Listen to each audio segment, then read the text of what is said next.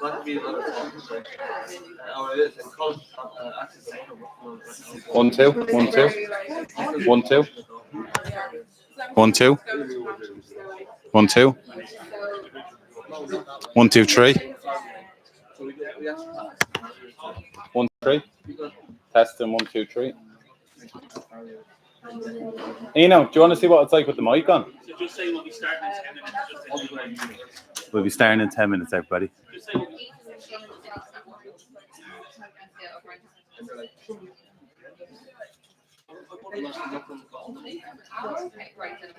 Ian, do you want me to give the mic a shot though? To see how severe it might be? Sorry folks, anybody who's participating this evening can just ask to meet me outside in 2 minutes, please. Testing 1 2 3. Testing. How do you know? Testing. Yeah.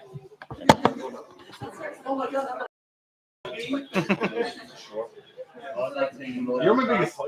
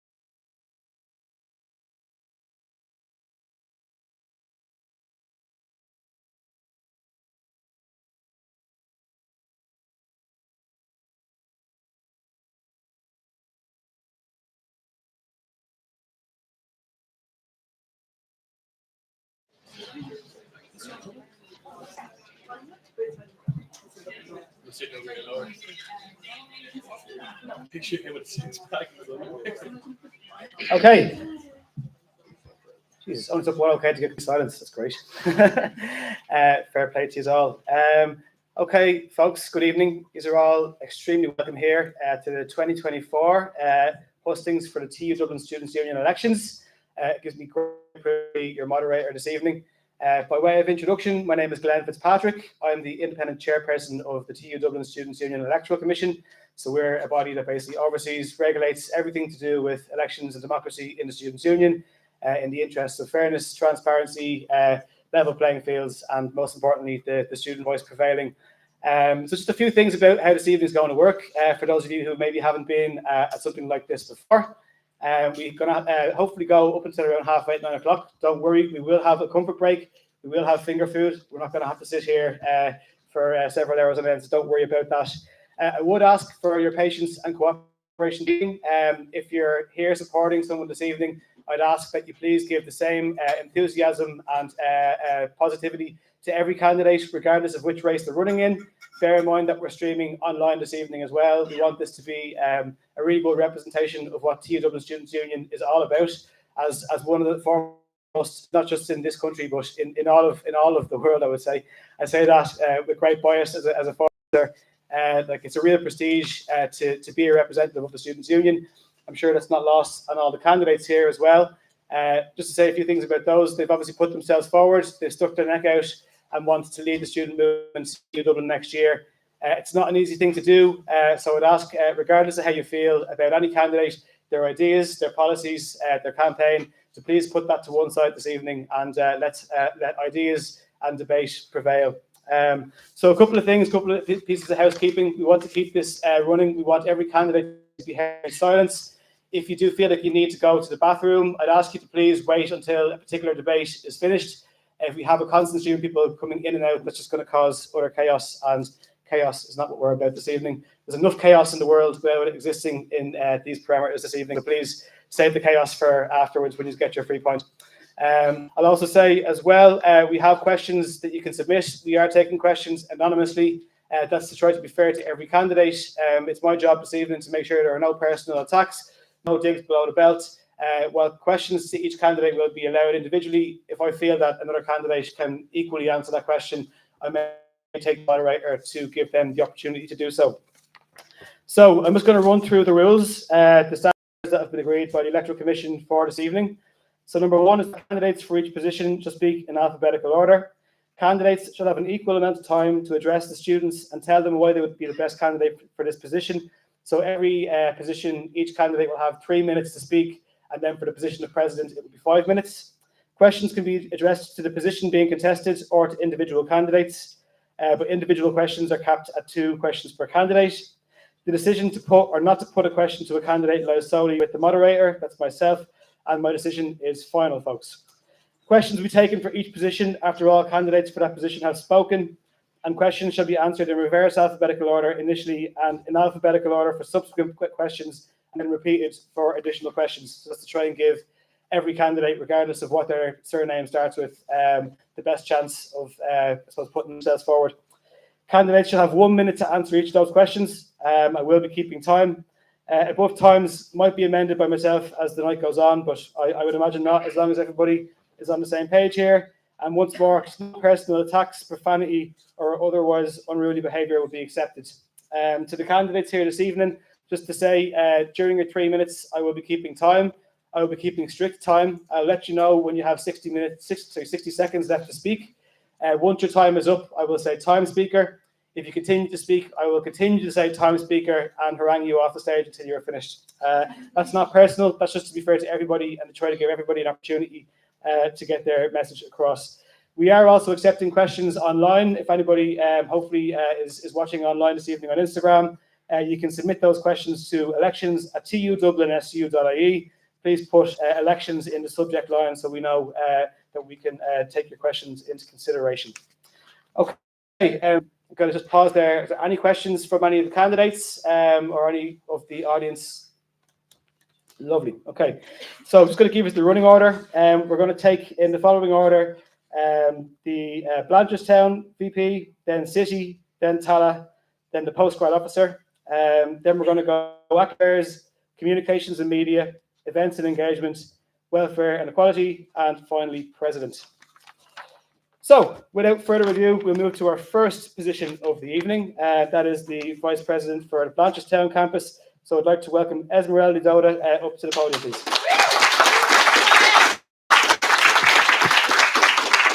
Just let me get my stopwatch out, and you can begin in your own time. Hello, my name is Esmeralda Doda. I'm currently studying final year in business studies in Blanchardstown, and I had submitted, like everyone else, a manifesto that kind of outlines what I want to do in my year next year if I do get elected.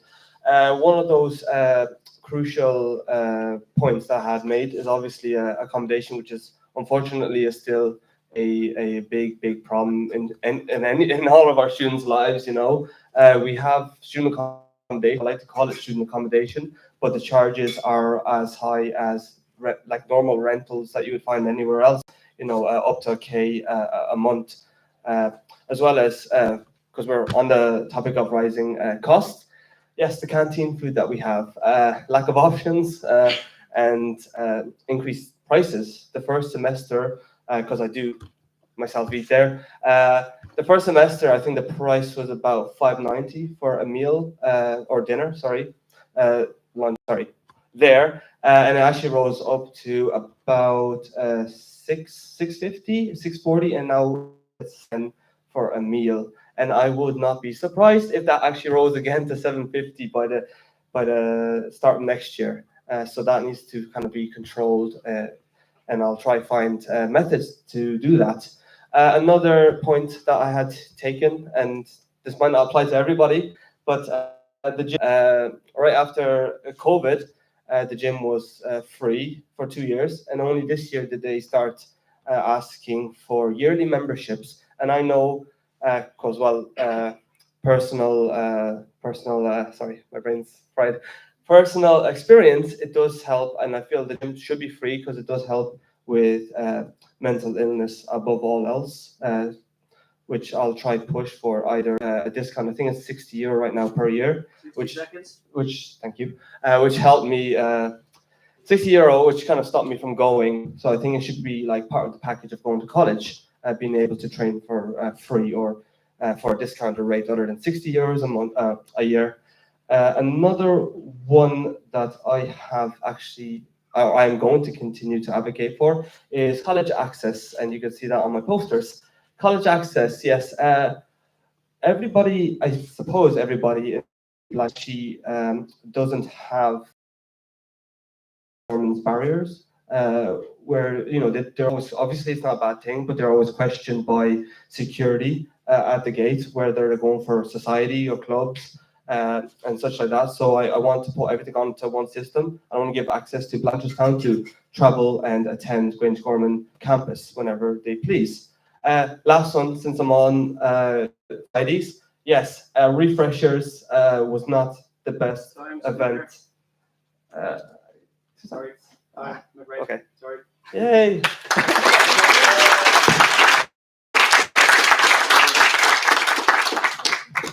Don't go too far. You might get an opportunity to finish what you were saying if you use your question time correctly. So, Esmeralda, the questions here submitted.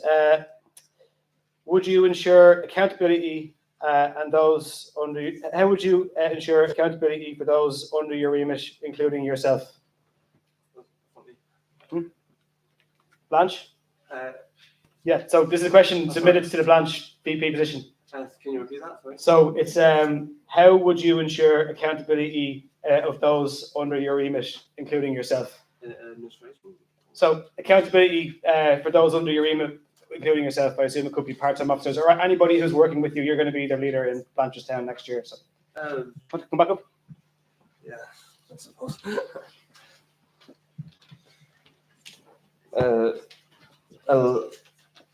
I'll try. Sorry, can I have the question? Sorry, my brain's not functional at the moment. So ensuring accountability for those that are under your remit, including yourself. Sorry, what's remit? Sorry. So just who you're responsible for. Oh, working for. All right. Well, the best way I could put it is if someone, not out of line, but if someone does something that's not really in the best interest of the student union, or something that can lose trust, or sorry, something that can produce mistrust within the student union. The most likelihood, what I could do and I would do, would bring it to the student council's attention, and have their say in what the penalty, or if there is a penalty, or what the penalty more so will be person, and obviously communication would be like best suited in terms of what they've done, and kind of put that point across to the student council clearly, so they fully understand what their role is in giving this person accountability, or fine, or penalizing, basically. Sorry, but thank you. Fair play to you. Thanks. There we are for a moment. We've got a couple more questions here, and you may as well stay where you are. So what is your main goal you hope to achieve in your term in Blanch, and how? One of the main goals I hope to achieve is is more involvement, I think, as well, because like I'm going to come back to that point I didn't finish. Freshers, we were kind of completely forgotten about. The no societies, only actually 2 societies showed up out of endless amount of societies. So you could obviously, I could obviously find a solution for that, and provide, for example, transit. Another one would be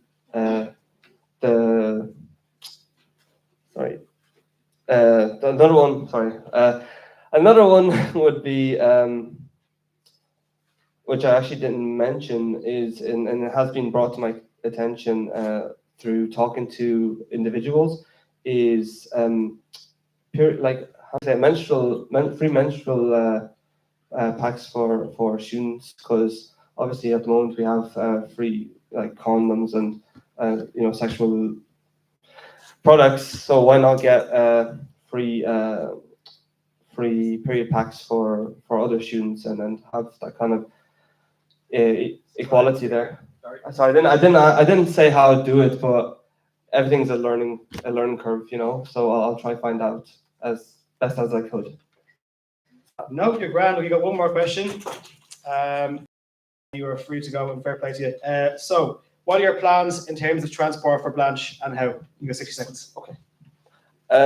So there are 2 options. I personally will admit that I don't take public transport, but just from listening to other students, I know the problem, especially the shuttle bus, and how the timetables actually are actually not the best in Blanch. One time I ended up waiting 20 minutes with a friend that was getting a bus, and it was dire freezing out there. So shuttle bus, yeah, that's a problem. So the way I'd solve that, or try to solve it, is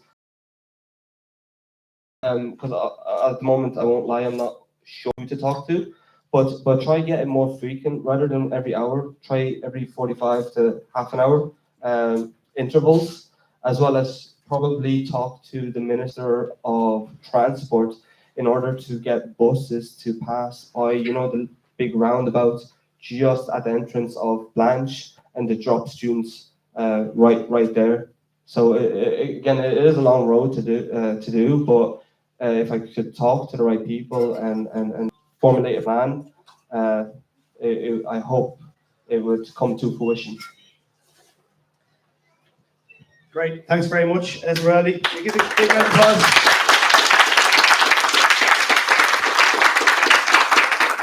So Esmeralda Doda is your candidate for the VP Blanchardstown. Thanks very much for your speech there. We're going to move swiftly on then to City Campus. So would you please give a big warm welcome to Peter McCann.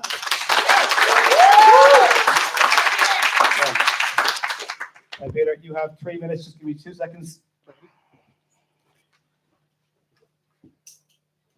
and in your own time. Ready? Whenever you go. Yeah. Hello all, my name is Peter McCann and I stand for you to rerun for the role of City Campus Vice President.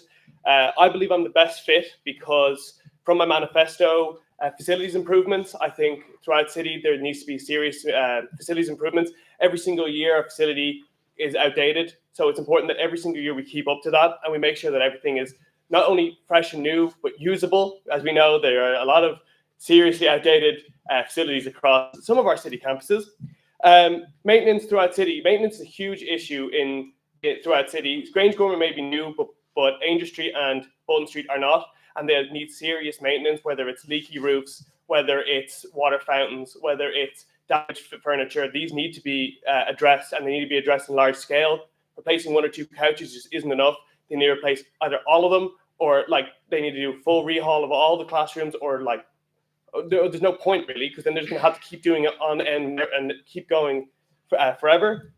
Another big thing is support. I think because I'm based in City, I think supporting other officers is incredibly important, especially the overalls and the president. I will be around City constantly. It's great for them to be able to pop in if they need something brought from Ainger to Bolton or Bolton to Grange Gorman, or if they need to talk to me, I'm always available to speak because I'm in the prime location.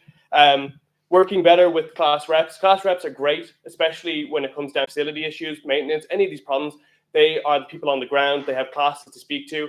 I know reps fall under academic affairs, but they also fall into like areas where I have meetings in City, so it's important for me to work with them closely. Communication is so vital, but it's so important that each officer feels that they can communicate with each other, and communication, when broken down, just leads to a kind of pointless union. We're fumbling around, not doing anything. We need to have that strong communication. So what I hear that I think kind of makes me kind of the best fit is, common room improvements. I've been focusing on the common rooms. That's where students hang out. It's important for them to be fun and like comfortable. 60 seconds. Free gym slots. Myself and the president worked on those. Food vouchers. First time ever we have food vouchers in City. We cannot afford to eat. This is so important to me, especially because of the fact that people will drop out if they can't afford food. Continue work with the building manager to make sure that the things are going as planned and that there's no delays. I actually am speaking way too slowly, so I'm going to quickly speed run this. So what I want to do next year is Bolton Street get the fixes it needs. CQ gets better seating and amenities. All of Grange Gorman gets better seating and amenities. Continue work on the maintenance. Grange Gorman, it may be new, but it still needs to be maintained. And the legacy of the City campus role is important to me. I want to make sure that the next person who comes in after me has everything they need, so that there's no stress, no worry about all the campuses. There might be a lot, but it's still doable. And if I can do it, they can do it. So yeah, thank you. And remember, for a better City experience, vote Peter McCann #1.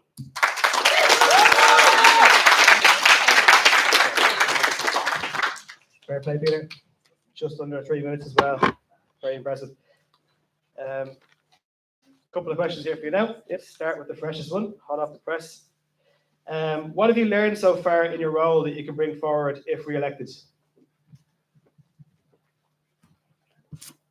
I think what I've learned is the pressure you have to put on some people to get something done is way more immense than you thought before. You thought that they'd do it for you, but that's not true. Especially in terms of maintenance. Like I've emailed hundreds of times to get one thing done. But that's sometimes what it takes. Sometimes meeting someone in person is the most important part. You can email someone 100 times, but when you actually bring them to the problem and they see it, they're way more likely to fix it when they can see it with their own eyes.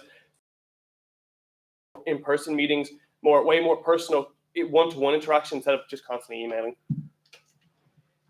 Very good. And last but not least, then, this is the only other questions for campus yet? Yeah. Okay, so one more. Which overall events and campaigns are you most excited to help roll out in your campus?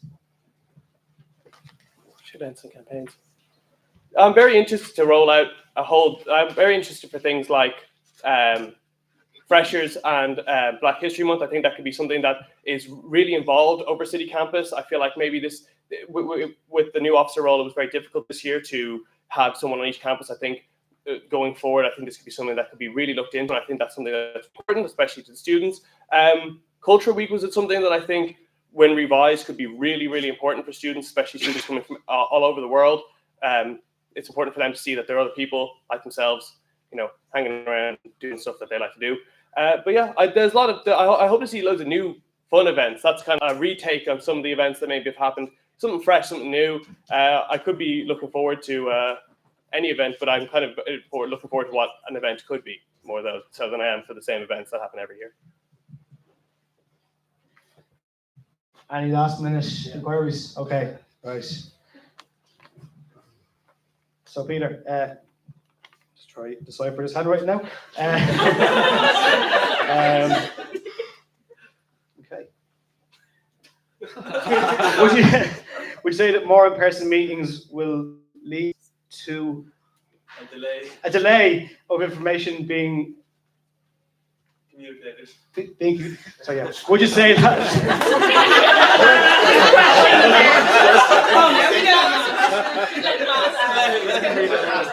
This generation's handwriting, there's no hope. So, do in-person meetings leads to a delay or information being rejected? Communicated. Do you understand the question? Yes. Okay. 'Cause I don't. While in-person meetings might sound like there's a delay because you have to meet the person to organize that, it's so easy to just ignore an email. You just have to look away. It's really hard to look away from a person talking directly to you. The time it takes to send an email, hey, can you look at this problem, I'm trying not to look at the person, sorry. The amount of time it takes to send an email to complain is just as long as it takes to say, hey, do you want to meet up? And if they say no, then you can just keep emailing them. Or, like I said, we can have more people talking about this, whereas getting someone to meet you in person is actually really quick. And, I think it's much faster because when they meet you in person, you make it there's a personal touch there. And I think that's really important when it comes to, you don't want to be that person who just keeps seems like you keep nagging. You want them to think that you are willing to work with them, or, doesn't want to hang around. I think that's what the question was asking, at least. Great, big hand for your candidate for VP campus, Peter McCann. Thanks very much, Peter. So, as you can see, legibility will drastically increase the chances of your question getting read out. Okay, so we'll keep moving on. Is Naomi Sebastian? I hope I've got your name right there. Sebastian, apologies for that. So, Naomi, you've heard the rules. You've seen a couple people go already. You'll have 3 minutes to get your points across. I'll let you know when you have 60 seconds left. You can start in your own time. Hi, so my name is Naomi and I will be running for Tallaght VP. I'm currently a 4th year bioanalytical science student, and I've talked to some students and I've seen what they wanted to change or improve on the campuses, and that's what I kind of included and focused on in my manifesto. So the first thing I've kind of been trying to look at is the facilities and just the services in general. So whether that being new seating or more seating, because a lot of people seem to enjoy the seating that we do have. But what I've noticed is that you go to sit down, but there's already a group of people there. So it's clearly seen that a lot of people like what's already on the campus. So just getting more of that would be very beneficial. Another thing as well is that I've heard that free gyms are very sought after, especially for the sports societies, because there are a lot of sports societies on Tallaght campus. So if the gym is now free, that just encourages more people to be able to go to the gym and use that service. And then the other side of things with the religious side, with the religious community on the campus, the prayer room on our campus isn't the best and could be updated. So that would be a nice thing to look at, just so people feel included and that they can come onto campus and be their true selves. Another thing as well that we've had issues with is the food in the canteen, and people also feel like the range that we have isn't the best or healthier options, the prices, and I know that's not something that can easily be changed, but it's something to try focus on, just so the students actually feel happy and want to be able to eat at campus rather than walking to the square, which takes time out of their day and also could delay them for classes or anything like that.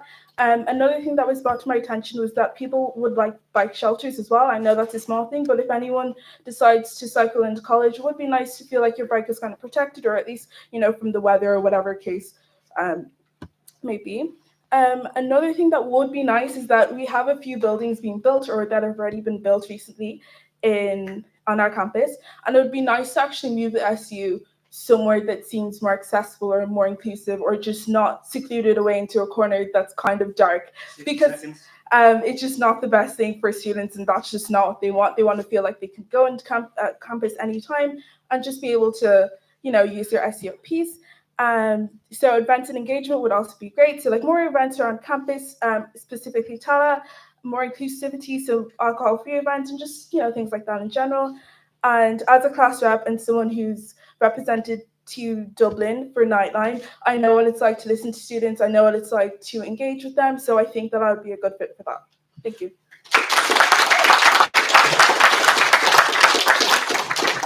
Thank you, Naomi. So any other questions for VP Tallaght? Get them up. We might have a space for one or two more. So this is a question that was asked to previous candidates. So how would you ensure accountability of all of those under your remit? So I assume that refers to part-time officers you'll be reporting to, and basically getting the best out of everybody who's around you. I think the best way to ensure that everyone's held accountable for would be just communication, just simply seeing where everyone is at and on the same page, because at the end of the day, we're working together. I'm not above anyone else, but it would be nice to line of communication, because I can't be talking to a wall. I need to have the other person feeding back. So I think that's one of the best things to do. Just try to engage and see where I can communicate with them about. Fab, thanks very much. And we got one more question for you here, Naomi. So where would the fees for maintaining the gym equipment be sourced from? That is a very good question. And I'm not going to lie, I'm not a gym person, so I don't really know, but that's something that could definitely be looked into, because if, colleges like Trinity, and I know there's a lot more students, or, there's a lot of people there, but there's different places that can have free gyms for their students. I think that's something I'd have to look into to actually give a proper answer. Fab, any more there? Okay, Naomi, you're all done. Big round of applause for your candidate for Vice President for Tallaght campus. And we are going to move swiftly on then. We are now up to the postgraduate position. And I am looking for Alice. Alice Mia, oh, right behind me. Perfect. Okay, so same jig again. You have 3 minutes. I'll let you know when you're about 60 seconds out. Okay? And you can start your own time.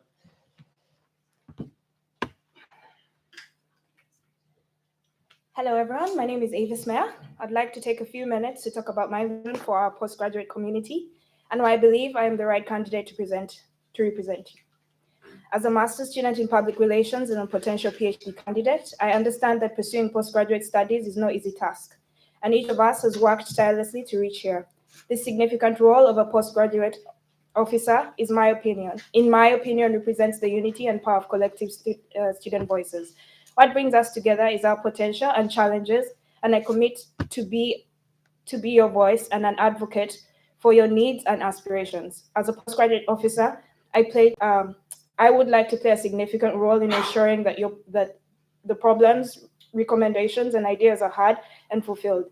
My main focus would be to foster a sense of belonging through networking and community events, to advocate for the representation and quality of all postgraduate students, to enhance mental health support services, and to promote diversity and inclusivity on campus. So if you choose me as your representative, it will be both an honor and a privilege to work for you and embark on this journey. Thank you. Thanks very much. So we had no questions submitted in writing, but I will deviate slightly. And if there are nice constructive questions that are from the floor for your candidate for postgraduate officer, we can happily take them. I'll ask one. Okay. What do you think is the biggest issue that postgraduate students are facing at the moment? So just for the purposes of our online followers, it's a question, what's the biggest issue facing postgraduate students at the moment? Just like everybody else, I think it's accommodating PhD students. They would really like to see that, if you've been here for more than 4 years, they actually want to improve, maybe get to stamp 4 or stamp 5, and they're studying to maybe eventually work here, grow themselves, grow a family, other than just staying here and not actually having anywhere to go after they have finished doing their PhD studies. And for master's students, I've observed that the timetable comes out 2 weeks when classes started, and that's very stressful if you're doing a master's for 1 year, that's very stressful. You need the timetable to be out so you plan accordingly, and that's been an issue, and they've been talking about it. So yeah, you're welcome. Thank you. Maybe one more? Yes, yourself. Please speak nice and loudly. I will speak for Do you have any plans to tackle the financial barriers preventing students from disadvantaged backgrounds undertaking postgrad studies? Currently, we've been working with since I'm the current postgraduate, we've been working with the president and as well trying to see if we actually have gotten a better stipend, that it has increased, which is good. And we're also trying to see, well, based on that, trying to see if they could change from not being employed to being employed, so you can actually be like an assistant and it increases. So there, with that, you're able to get stipends, you're able to get more bursaries, and you're able to get some finances to take care of yourself as well to balance it. And trying to PhD or master students can actually work on campus, so they can get some sort of money that can help them pay rent and as well foster for their education. Have I answered the question? Okay. Brilliant, thank you very much. A big hand for your candidate for the postgraduate officer. Any questions? Okay, this will be vital to know that your finger food is 10 or so minutes away. What we might do is just plow on and do one more position, if that's okay with the arrangers at the back. Yeah? Okay, so I'd like to then, without further ado, welcome our two candidates for the VP Academic Affairs position, the Sharon Bahadir and James Renahan. If you could just both come up to the front here, that's okay. James, you might just take a seat there. So just to go over the ground rules again, each candidate has 3 minutes, and then when we get to the questions, based on alphabetical order, James will get to answer the first one first. So Sharon, in your own time, you have 3 minutes, and I'll let you know when you're about a minute out. Okay. Hi, I'm Sharon. I'm currently serving as your campus vice president for Tallaght. And in my term, I've been involved with all campus developments such as seating, but I'm going to keep experience short because I only have 3 minutes. My relevant experience to the role is I've been representing a union internationally as a part of ED+. I went to France. I'm going to Germany in May to represent us. I've also been involved with QQI. I'm in their external ENQA review panel. But enough from my experience, I'm just going to jump to the manifesto. So if elected, I, first of all, want to lobby for a better academic calendar. We actually have no student input on the current one, and it's a disgrace. We don't know if our students would prefer before Christmas exams or if they like the placement of review weeks. So what I want to do is run a university-wide survey to see if our students will prefer that, and then lobby the academic council accordingly. Because even if we tell them now, they will not do it. We don't have any data. My second biggest point is I want to find a way to remove all repeat fees. It's actually not that hard in my opinion. I want to lobby for a better and healthier exam to CA ratio, which would ultimately limit the printing costs being way lower than what it is right now. And that could mean we can at least reduce the repeat fees a lot, or even remove them, because that's how UCD did it. Besides that, I want to promote inclusivity and accessibility within our education. So to promote inclusivity, I want to promote a more diverse curriculum because all students should be represented within the syllabi. It's really not fair that some students will not get represented because they're from a different background. So I want to collaborate with the faculty heads to get that through the border. I also want to promote accessibility through implementing hybrid lectures, because it's really a disgrace that some students cannot attend their lectures because they have disabilities or the commute time is too long, and that's not something they can change. So I want to implement those. And last but not least, I really want to increase student engagement through class reps. First of all, we need to engage our class reps a bit more. We need to give them more power because currently they have 4 meetings a year and they don't get to have many input in our campaigns or anything really. So I want to give them a bit more power. And I also want to form an academic affairs working group where our students, any student can give feedback on our campaigns and our motions, our policies, and how we run them. And I'll cut it here. I won't get to the other point. I won't get to the other point. It's too long. Thanks very much, Sharon. Very well. Thanks for your questions, I'm sure, for this one. So our second candidate for the VP Academic Affairs role is James Renahan.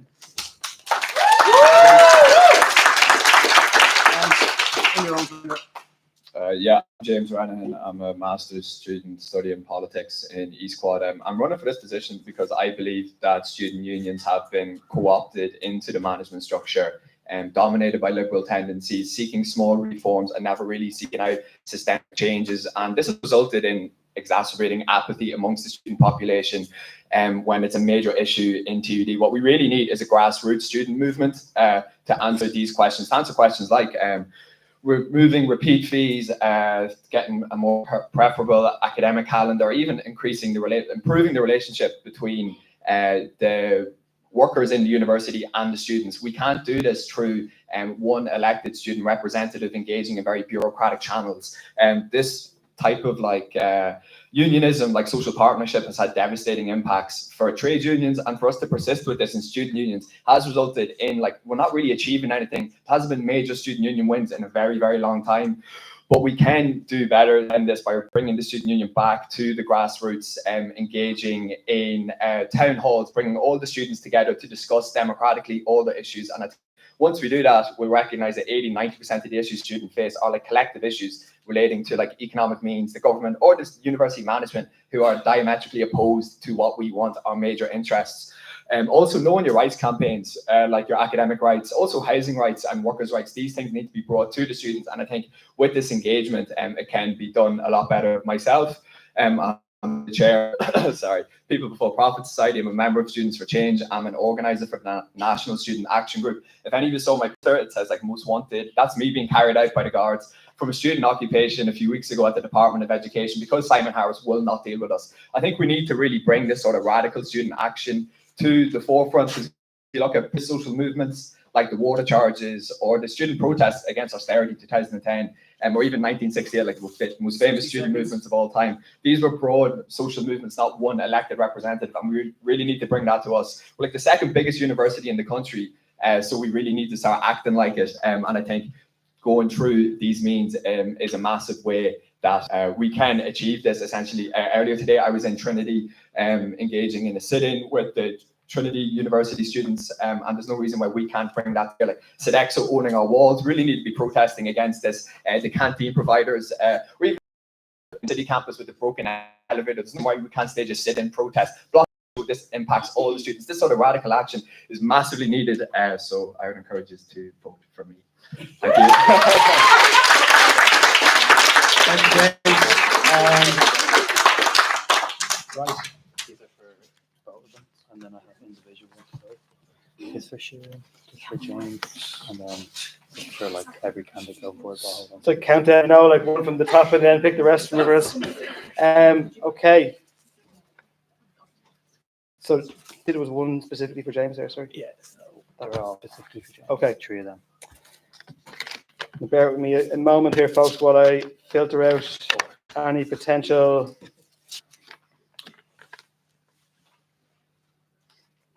If they're really similar, you can try.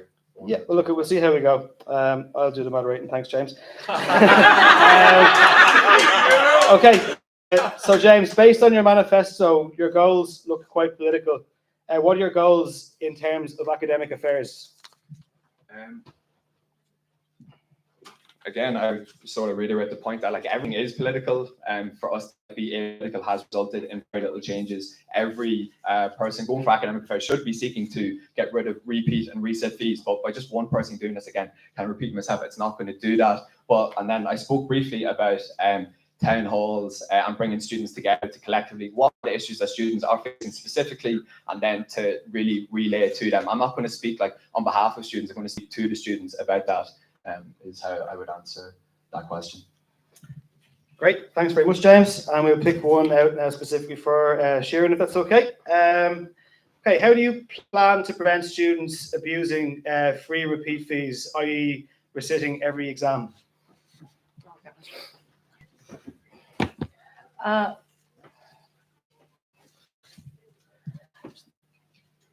Louise is doing something there, I'm sorry. Basically, that is unavoidable. Even with the sensory rooms we're currently getting, someone's going to abuse them, someone's going to use them when they don't need it.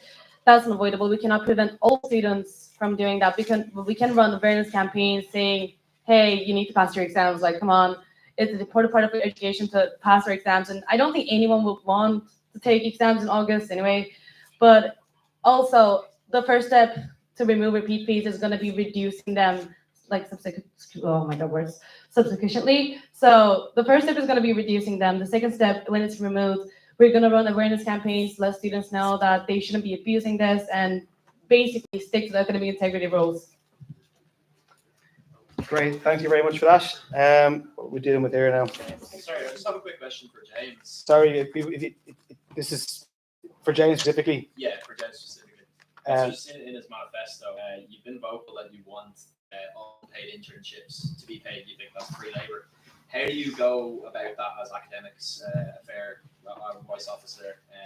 How are you going to sort that issue? How do you plan to go about that and source the payments? Comfortable enough to answer that question, James? Yeah. I think morally, first of all, no student should be doing free labour. But to go about that again, it just reiterates the same point. We need to bring the students together to collectively say, like, we will not be exploited just because we are students, essentially. And then if there are options among students that, oh, this business only wants to take on the students to exploit them, then maybe we shouldn't be dealing with those businesses anyways in the first place, and really bring it back to them to explain that you shouldn't be doing that, and students to be told that there are businesses, again, that are willing to pay you, and then ones that aren't should be vilified for that, essentially. Yeah. So what I might do now is just give Sharon the opportunity to answer a question of her own accord as well.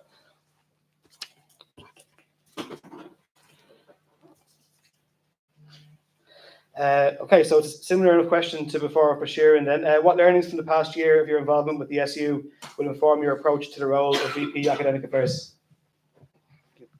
Well, over the last year, I've been very much in Ian Cray's external review panel to see how other colleges also, and I've got to discuss academic affairs issues with the registrar in CI, or again some other students from different colleges.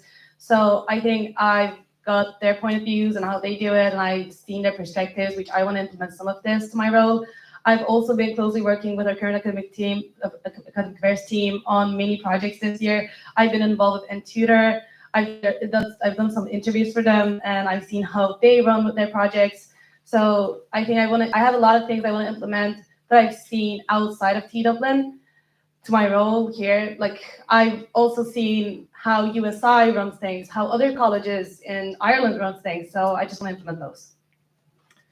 Great, thanks very much. So we might end then maybe with a couple of questions that I can put to the Perius. Just give me 2 seconds here.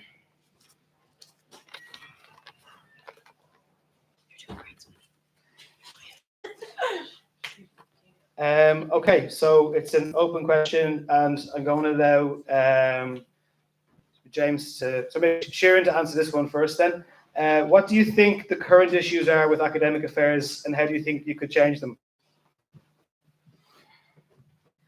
Apart from the fact that we have to pay for everything in this college, I think one of the biggest issues we currently have is our students are not aware of academic integrity at all. During RAG Week, I ran a whole campaign on academic integrity to see what students knew, and a lot of it, they didn't know anything. So it's not just about not using AI in your opinion assignments and being honest, but also about a lot of other things that if I start listing now, I will be out of time. But I would love to run a bigger, better academic integrity campaign to let people know. Also, I would love to inform our students about what their academic rights are, how they can apply for appeals, because I've seen students that were trying to apply, but they were only told they could do that on the last day, so they couldn't get their exams appealed. So just my 2 main things would be that no one knows what academic integrity is, and we don't give enough information to students about their academic rights at all. Great, thanks very much. And James, same to you. Do you need me to repeat the question? Yes, please. Get you the whole of it. Oh, shoot. Sorry. Actually, yeah, so the question is, what do you think the current issues are with academic affairs, and how do you think you could change them? I think it's just the lack of democracy overall in the university. As we pointed out, the students don't really have any voice in detailing how the year goes, and to bring democracy to the students to speak about the academic calendar, or repeat fees. Again, repeat fees is just rooted in the economic circumstances of students. The majority of students have to work nowadays because college has been privatized. So to remove these would make sense. Also in UCD, they got rid of them, and they hold the exams off campus. We hold them on campus. So again, there should be no reason why we are paying for stuff on our own campus. Great, thanks very much, James. Let me just see what else is here now, and I might go for one more. Yeah, okay. And this will be the final question for this position before we take a break. So James, I'm going to put this one to you first. How are you planning on improving class rep engagement?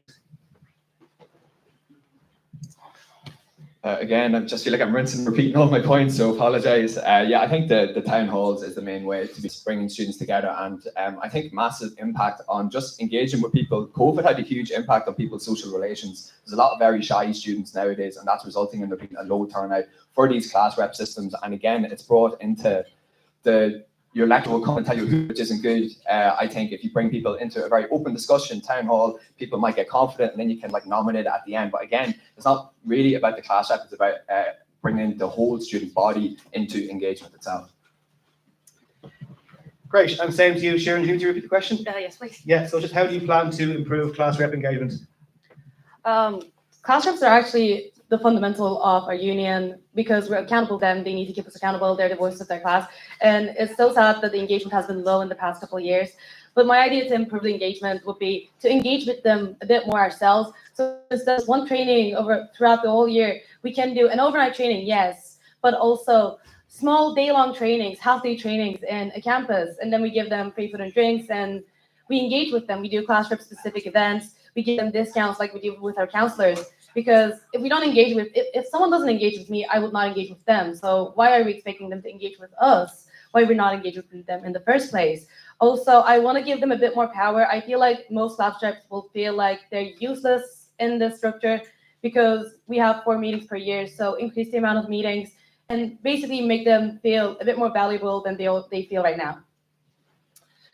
Great. Okay, thanks very much, folks. That concludes the hustings for VP Academic Affairs position. We get a big round of applause for Sharon and for James. Very best of luck to the various. So we're going to take a break for about 25 minutes, guys. We've got some pizza at the back of the room. Get some fresh air. Use the networks. Have a smoke. We're going to kick off again.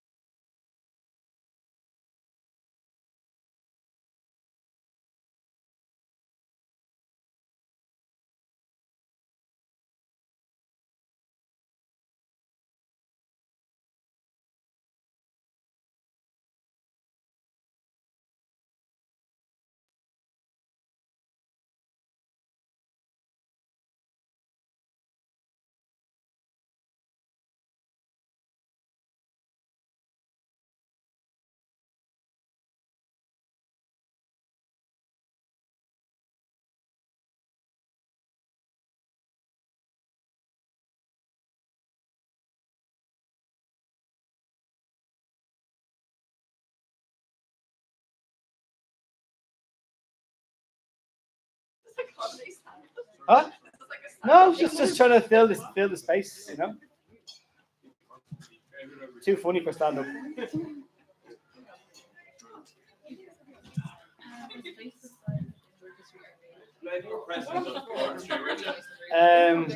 you want the history, industry college officer, the vice presidents, education and welfare. So we used to have the two of them together. Then presidents, and then USI campaigns, and then almost won an election for USI president, but that's a story for another day. I need at least 4 points of me to talk about that. I know there's only 3. Are we okay at the back end to kick off? Good days. So thanks very much, folks, for your cooperation. It was a great first half, I thought. All very well behaved and positive and very interesting. And fair play to everybody who's gone so far. So we've got 4 positions left. Hopefully have you out of here by 9 o'clock then. Maybe a little bit earlier, but we'll see. And obviously we've got loads of questions pre-submitted. And thanks very much for all of that. The next position that we're going to contest is the Vice President for Communications and Media. We have 2 candidates. It's Emma Radlin Scotta and Rael John Salada. Real John? Sorry, apologies. So first up is going to be Emma. You'll have 3 minutes to speak. I'll let you know when you have 60 seconds left, and you can start in your own time. Okay. Start. Get my stopwatch out. Hi everyone, my name is Emma Radiscaite. As it was stated, I'm running for VP of Communications and Media. So my whole campaign is based off of transparency, engagement, and commitment. Those are kind of the buzzwords, but let me get into why I chose those specifically. So for me, the job for the Vice President of Communications and Media is very much based around a kind of like two-way feedback where students can see what's going on in the union, they can see what issues are being represented by the students' union, how those issues are being represented. And I also view it as students should be able to give feedback on their process. Like, what are we doing? Are we not doing enough? Are we focusing on the wrong issues? Are we doing things right? You know, positive feedback is just as good. And that's how I view transparency. And then the engagement is like the student part of it. And it's really important to me that students actually understand what's going on in the student union, because I'm a final year student, and for a long time I actually didn't really know much about what the student union was doing. And it was only as I got more involved. I was a student counselor. I've been a class rep for 4 years. I've gone to student congress in 2022. I'm going again this year. As I got more involved, I learned more about it. But for the average student, I worry that they don't see what the student union does and what we represent. And I would like to expand that understanding and make sure that we are accountable, transparent, and that there's a real way for students to fully engage with the union and to have their voices heard, because that's what I view that role as being for. It's for students, it's for their engagement, it's for their communication. And I know I'm going to sound like I'm just repeating, but transparency, engagement, and commitment being my commitment to the role. If I'm elected, the student union comes to the students. And just in general, I view the role as bringing what all the vice presidents, the presidents, the officers, what are they doing and how is it affecting students, and how we're representing the students that this union is made for. Because that's really all it is we're here for the students, and I view the role as just facilitating that kind of feedback. Thank you. Thank you, Emma. You may be seated. And now the second candidate for the VP Comms, Rael John Salada. Likewise, John, you'll have 3 minutes. I'll let you know when you're about a minute out. Cool. Start your own time. Start there. I'll start as soon as you start. Okay, perfect.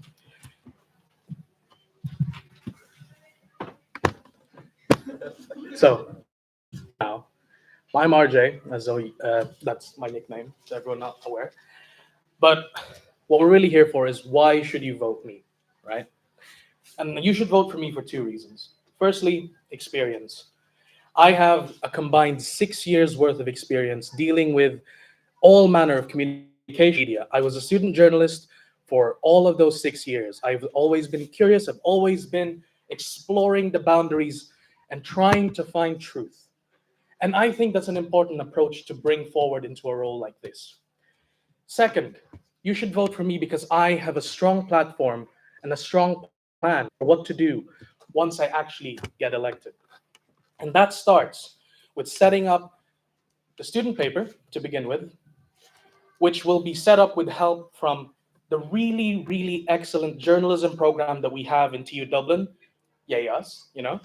And it's also important that we set that up for two reasons. Number one, the student union is democracy, and without student media, democracy dies. Without a forum for someone, for anyone here, if you wanted to complain about something, if you didn't want to go straight to your union officers, if there was a student union set up paper for you to go to with your concerns, then it would be a much less contentious process. I promise a freedom wall within the bounds of reasons for people to actually send any posts, any comment, anything they'd like for the wider university to hear. And I make that one of my commitments. I also make, as one of my commitments, honesty. For too long, in positions like this, there's always been an undercurrent of, oh, you're just the intelligence guy, you're just the information guy. You know, you cover everyone else's well, we can't curse, so everyone else's nonsense, right?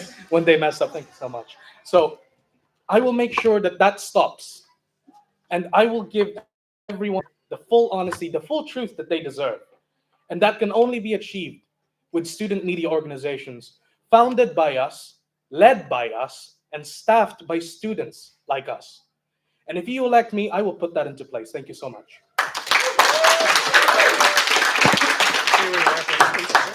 Thanks, RJ. So as is the way we do things, we're going to ask the questions in reverse alphabetical order. So the first question is in relation to your digital media skills. What digital media skills do you have, and how would you best put them to use in Students' Union for the role? Well, over the 6 years I've had, again, in communications roles and experience with communications, I have learned many digital skills.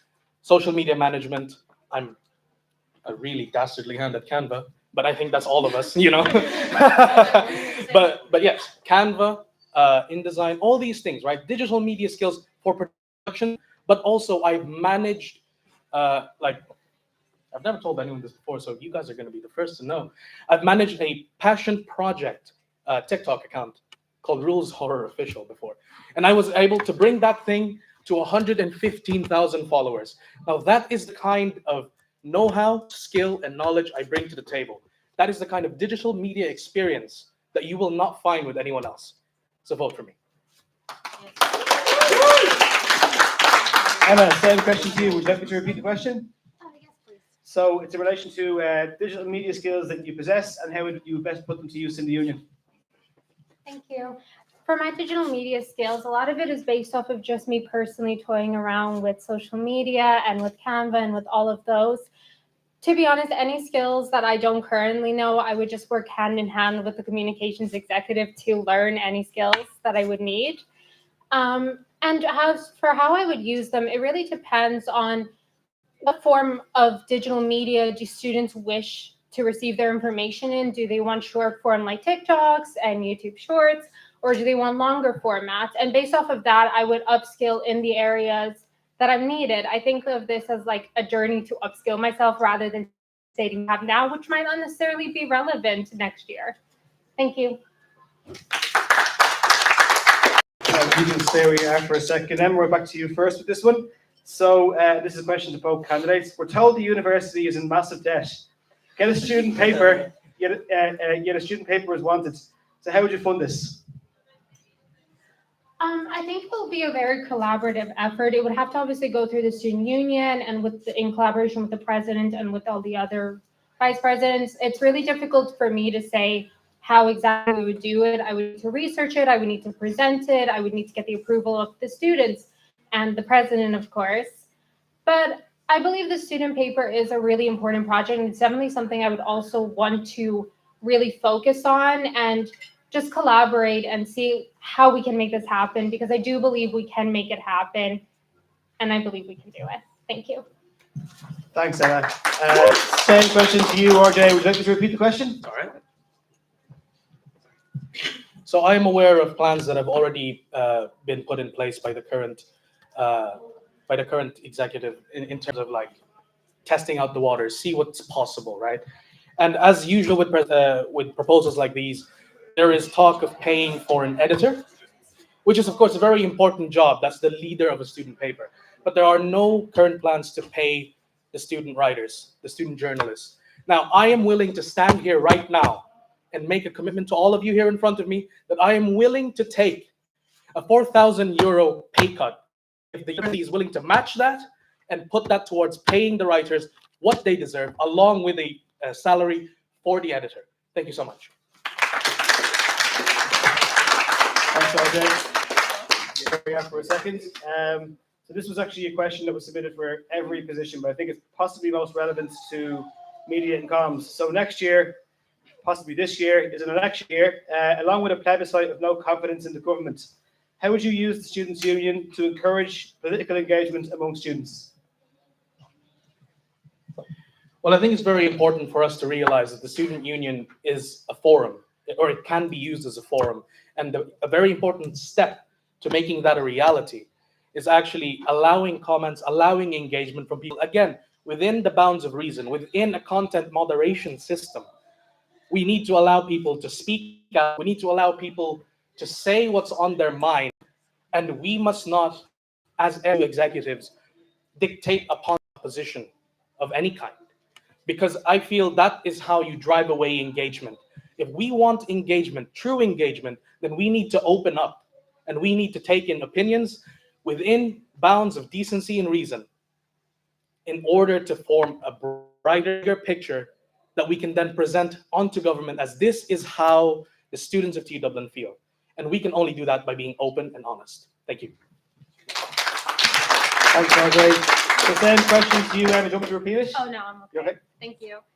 So I think that fundamentally a lot of the issue is people are too busy to get involved in politics, or unfortunately there's a lot of apathy because of the lack of confidence in the government. And while I agree that we really need to focus on the engagement and on opening up the Students' Union to students' opinions to see what is important for them, I believe it's also a case of getting the information out there in a way that is engaging to students. A lot of students are not going to go read political news. Some might not though.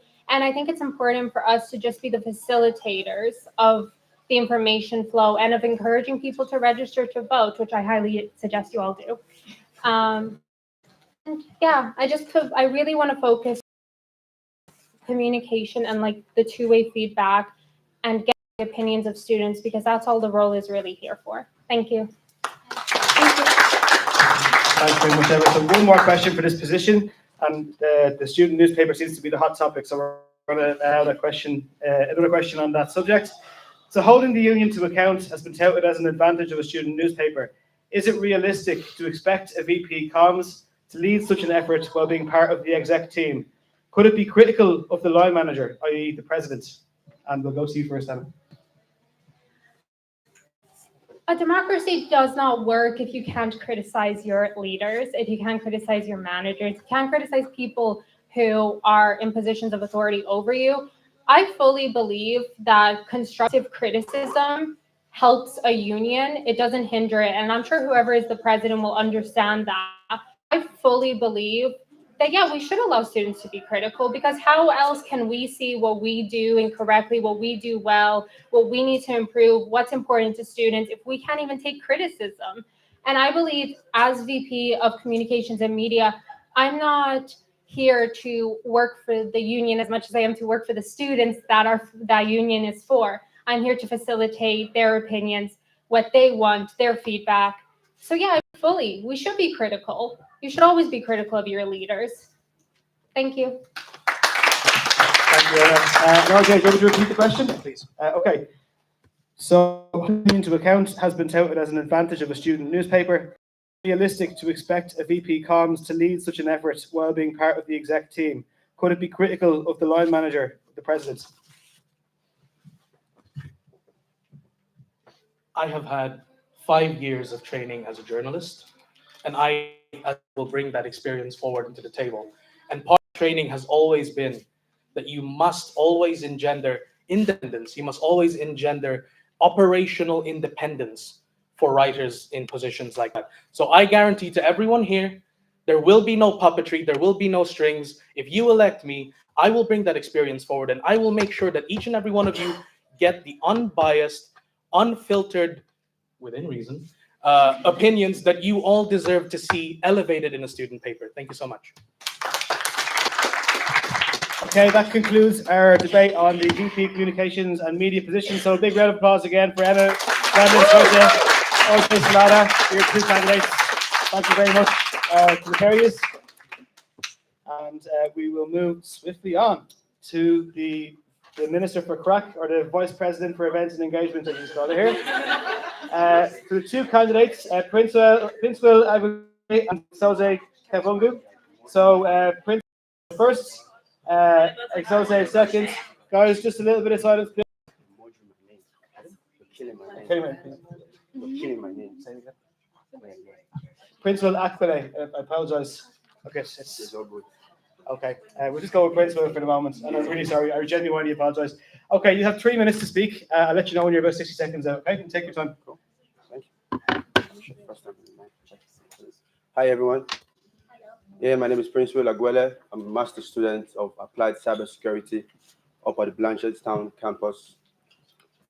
So, the same year, came in last year. Well, let's get into that. We all know the environment we live in today is rapidly evolving into a more digital space, and I am not new to the tech space.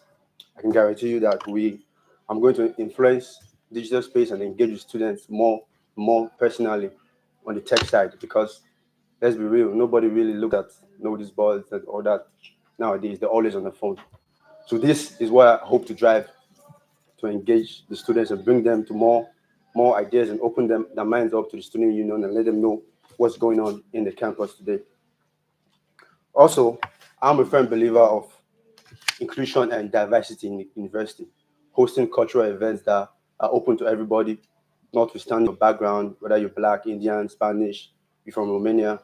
We have events that cater to your needs and everything that matters.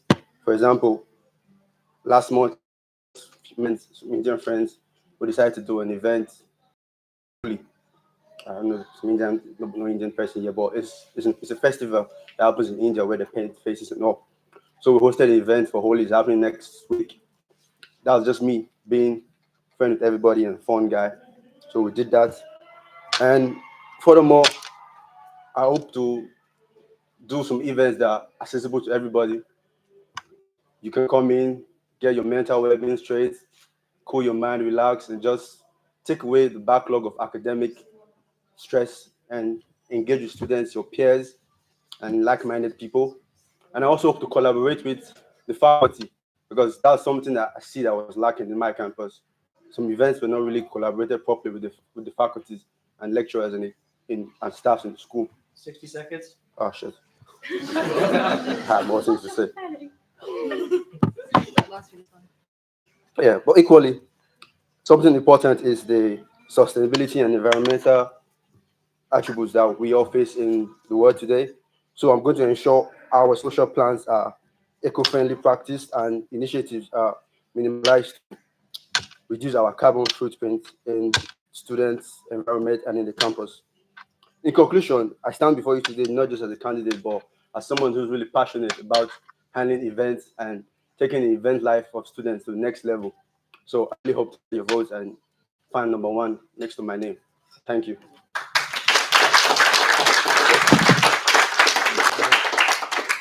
Thank you, Principal. Just a little bit of housekeeping again, guys. One reminder, if you are heading out, please do it during the intervals, not while people are speaking, because as you can see, we have a hostel here, we have tourists from every corner of the planet, and there's now music outside. So very keen to make sure that people are heard in silence. So just that's the one thing I'll ask of this. So move on to our second candidate. It's Exose Kavungu. And you 3 minutes. I'll let you know when you're about 60 seconds out.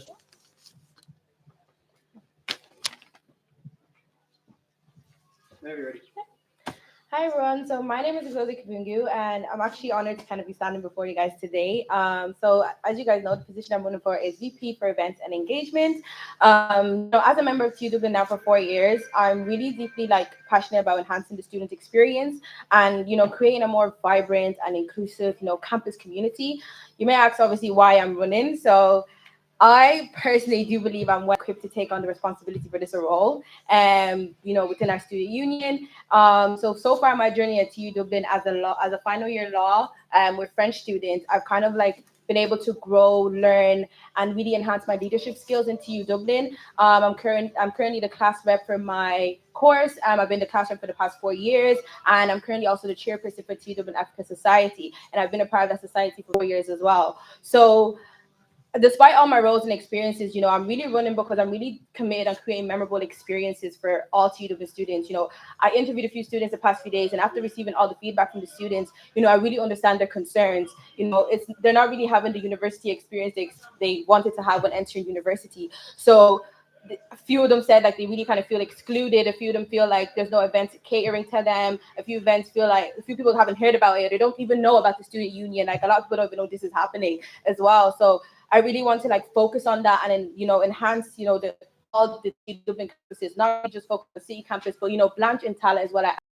We're one TUD, but we seem like we're all so far away as well. So as also chairperson of TU Dublin Africa Society, it's also really it's put in my heart how much I really love being a part of students' experiences. I've had students come to me and say they can't wait to be in uni. When we open our events to all of outside TU Dublin, I've had people from PLCs and stuff come to me and say they can't wait to come to TUD. TUDs will be the first one on their CAO or something like that, because they have been able to experience how they hope their university life will be.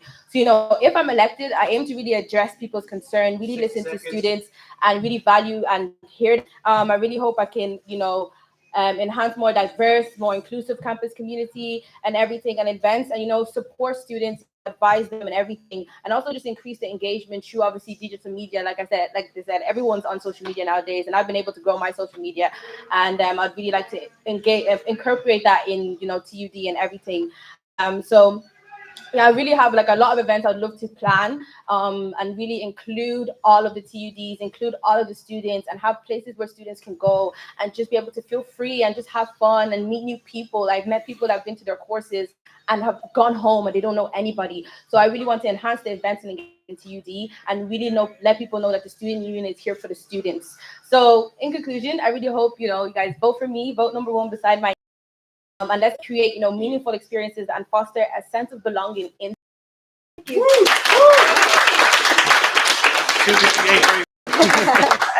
Thank you very much.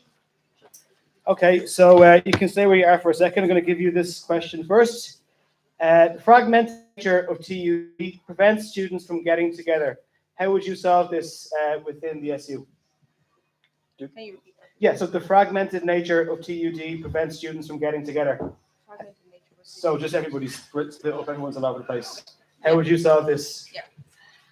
Yeah, so in terms of that, I knew that was kind of a concern. So I did go interview students from all TUD campuses. So I've been to Blanchard, I've been to Tallaght, I've been to Industry, I've been to City Campus, just to kind of hear the diverse opinions of people. And one thing I didn't hear in Tallaght, they did say that they do feel kind of far away from City Campus and Blanchard. They feel like they're really excluded. So in terms of that, I've asked them, what kind of events would they like to hear? And by hearing their events, I feel like they really want more inclusive events for all the TUDs to come together.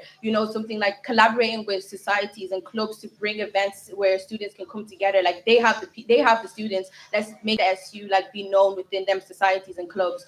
So also just whether it's competitions between each event, each university, or whether it's just making sure each event is held in each society. I know they did that this year, which was great, but I feel like we can do more than that, more of that especially. And then just really trying to include all the students from each event. So really just trying to host events where all students would like to come for. I know sports is very big in our campuses, so we could do a whole competition. We could do just integrating all the societies and all the all the campuses around. The same question to you. Just repeat the question. No. Yeah. So back home in Nigeria, there's this hostel competition we normally do between individual hostels, where this hostel comes up with a team, the hostel comes up with a team, and they compete against each other. So I propose we could do that here also in TU Dublin, because we have like 5 campuses, if I'm not mistaken. We can always compete with each other in love and harmony. The winner goes home with something.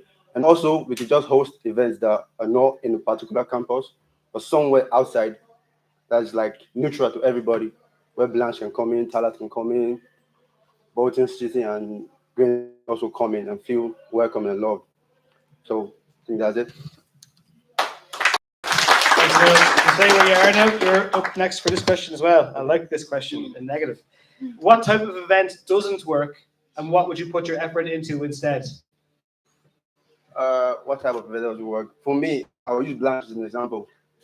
So I talk to people in Blanche. They don't like the. I'm not shitting on any fan base here, but they don't like the Taylor Swift event. So yeah, so I'm more of a guy who would like to do events that are tailored to each campus. Like Blanche guys like a hip event, not R&B type of stuff. So I think that is something we have to look into and ask the students, what do you actually want? What do you require? What event do you like? What music do you like? So we can know what to get them when we want to do an event for them. So that's my take. Thanks very much. And same question then to yourself, Exos. Do you want me to repeat it? Yeah. No problem. So what type of events does not work, and what would you put your effort into instead? I don't really think there's any event that really doesn't work. I do feel like you has kind of a good turnout when it comes to a certain event. I think when I did ask one student, they kind of just said, yeah, some of the events don't cater to them, just in terms of like maybe they're not interested in the specific thing that you're focusing on. So I would focus on trying to get like the input from students before like during the academic year, like what would they like to see and stuff like that. Like mostly it was just like they just feel like events don't really cater to their interests and stuff like that. So you really have to focus on trying to see what are the students' interests and preferences and incorporate that in the events we do. I do personally think after 4 years that certain events that have happened in TUD have been pretty good. I just feel like we can add more to the academic calendar. We can add more to the academic calendar. Like this year, especially with Black History Month, I worked with the SU, with African Society, and we managed to do a lot of events for Black History Month, which a lot of students found great knowledge in, and we're like, oh, they've never seen this happen before. So I feel like we can definitely just hear from the students, what do you guys want to see, what are you interested in, do more socialized events, and definitely just get input of the students, because they're the ones that are going to go to the event. So we can't just decide what events we want to do without the input from the students. Last question then for this position. So it's going to go back to you first. A large part of the role involves fundraising. So what will you bring to this? So that's even really good, because being a part of like the African Society again, I've been able to kind of go out and seek sponsorship. I've been able to go out and fundraise for, I know we had the charity event in December. I was able to do a fundraising event for that. And when I did that, I was able to get prizes from local businesses around Ireland. So I definitely think that, especially when we want to do that, we really have to advertise that a lot. So in terms of like fundraising, we can definitely seek, sponsorship from local businesses, and also advertise more events. I think we just did the RAG week, and I just feel like a lot of people didn't know about it till the day, and they didn't even know it was for charity. It's for the Irish Cancer, the charity and stuff. So we really need to advertise when it's a charity event, because I've seen from other societies, just obviously I'm basing it off African Society because I've just kind of seen it. We've held charity basketball tournaments every single academic year for 6 months. Always been great because we've advertised it, we used the engagement, we used the students, we shared it, and then we planned it properly. Like I feel like Rugby could have been way better if it was planned properly. So yeah, sorry. So yeah, sorry before I go ahead. So fundraising is actually an easy part for me, because I used to work with Jameson in Nigeria as part of the branding team. And one thing I know is all these companies, they all want to get into the action. So getting them to be our sponsors would be a no-brainer. Just write a proposal letter, tell them your plan, tell them what you need from them, and it will get you your sponsorship, because they all need that attention. They all need that media output so that people know that, hey, we're here. Just come to us. So, and also collaborating with different societies in the campus also be part of the fundraising thing, because if you're hosting a tech event or an academic event, you can get funds from, let me say, the Hacker Sock, because I'm a member of the Hacker Sock as well. And they also do events quietly, but not really much shout about it because it's just us. But then if they can collaborate with the student union, get it out there, they'll be happy to sponsor the event to let everybody know what's happening in the campus. Cybersecurity students are out here doing things, hacking things and everything. So, like I said, fundraising is quite easy, and it's not much difficult. So, thank you. Okay, that concludes the VP Events and Engagement. Hustings, please give a big round of applause once more. Great, best of luck to the various. So we're now on to our second last position of the evening. It's the Vice President Welfare and Equality role. We've got two candidates, Jeremy Lawler and Fatima Said. So I ask them both to come up here to the front. So Jeremy, you get to go first. As standard, you have 3 minutes. I'll let you know when you're a minute or so out. How about just 2 seconds? Make sure we're okay from a technical perspective. Yeah, just going to increase the volume a little bit to drown out the ABBA karaoke.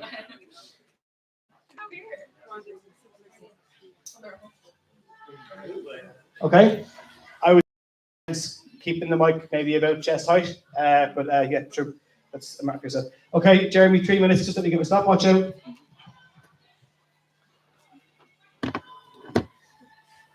In your own time there.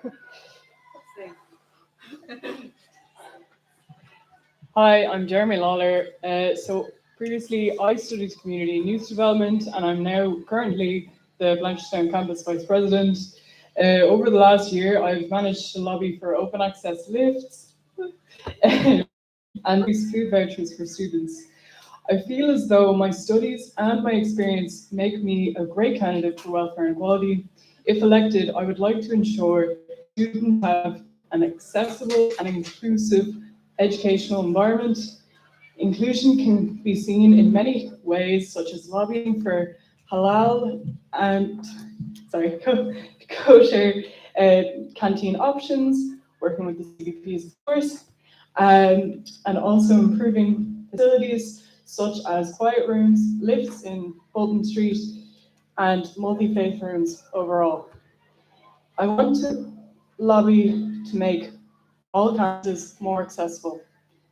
You can't say we have equality without accessibility. I've also worked quite a bit in the area of trans healthcare over the last year, and believe this needs to be expanded on. I would like to establish a T fund for students in TU Dublin. I would also like to lobby for part-time students to have access to TU Dublin health services, as healthcare should be accessible for everyone. So, Thank you very much, Jeremy. We'll hear from you in a little while. So the second candidate for the VP Welfare Equality role is Fatima Said. Just checking we're okay with the sounds up here. There's a little feedback. I don't know if you want to. Yeah. Sorry for the delay now. Just don't want to send people running or giving out a bit of tinnitus. Don't need to be bringing earplugs to a students' union today, hopefully. Just a smidge, you say? Yeah? Okay. Okay, thanks for your patience there. Hello, everyone. Hope everyone is well. My name is Fatima, and I'm running for Welfare and Equality Officer. I'm a master's student. I'm studying public affairs and political communications. As someone with a diverse background and extensive experience working with non-governmental organizations dedicated to empowering minority groups, I bring a unique perspective and a proven track record of advocacy for inclusivity and equality. I'm also an international student. I'm African, I'm Muslim, so I feel like in terms of minority, I could contribute a lot. I'm running for the things that I want to work on if I'm elected for welfare and equality. The first thing is inclusivity and representation to bridge the gap between various communities on campus. I will implement a series of initiatives aiming at fostering and inclusivity. This includes establishing of a diversity and inclusion task working group. I'm aware of the group at the moment, which comprises of representatives. This includes student groups, ensuring there's a multitude of perspectives are considered in decision-making processes. Additionally, together with others, I will help organize regular meetings to provide a platform for students to voice their concerns, share experiences, and propose solutions. When it comes to mental health and well-being, it's important to recognize mental health. I will advocate for the expansion of mental health support on campus. This will involve collaborating with council services to increase the availability and accessibility.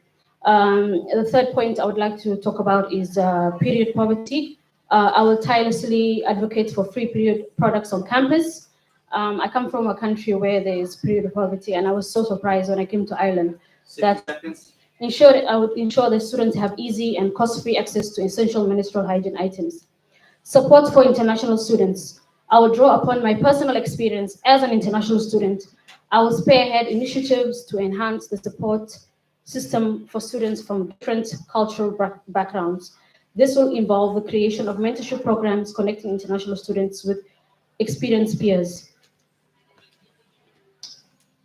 I believe that every person, regardless of sexual orientation, race, gender, or religion, should be cared for equally, and their voices must be uplifted. Finally, if I'm elected as VP of Equality and Welfare, I commit and to live by the principles of that post and to fight for and uphold the rights of all students. Thank you so much.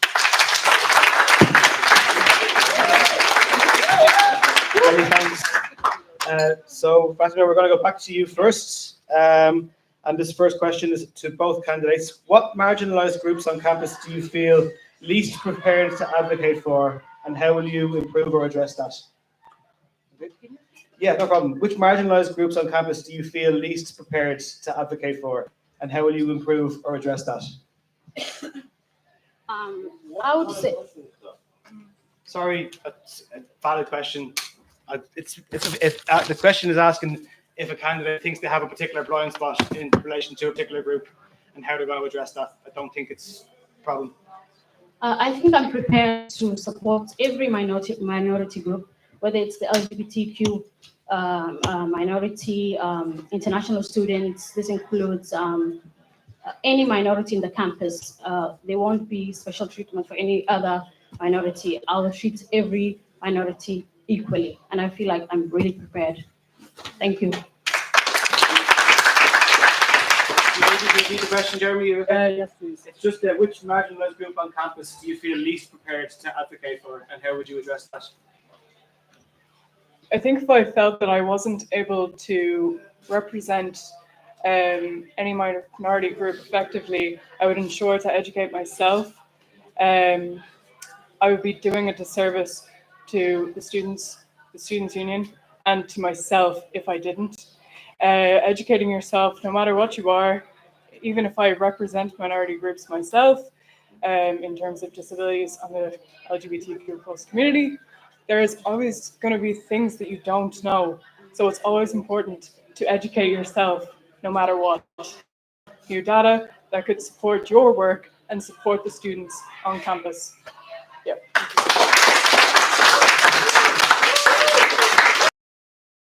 Just ask if people have perspectives on questions that are being allowed, just to keep them to themselves, please. Jeremy, this is a question specifically for you. Have you learned any valuable skills in your role in Blanch that you think will aid you in your welfare and equality agenda? So, do you repeat the question? Yeah. Learned any valuable skills in your role in Blanchardstown that you think will aid you in welfare and equality? Okay, so within my role, I was able to learn how to lobby, also public speaking, I've linked in with groups as much as I could within my own capacity.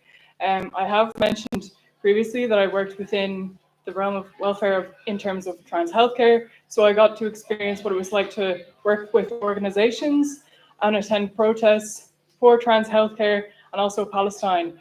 I want to expand upon this more next year, if elected, because obviously within welfare and equality, you're not just representing one thing, you're representing everything within it.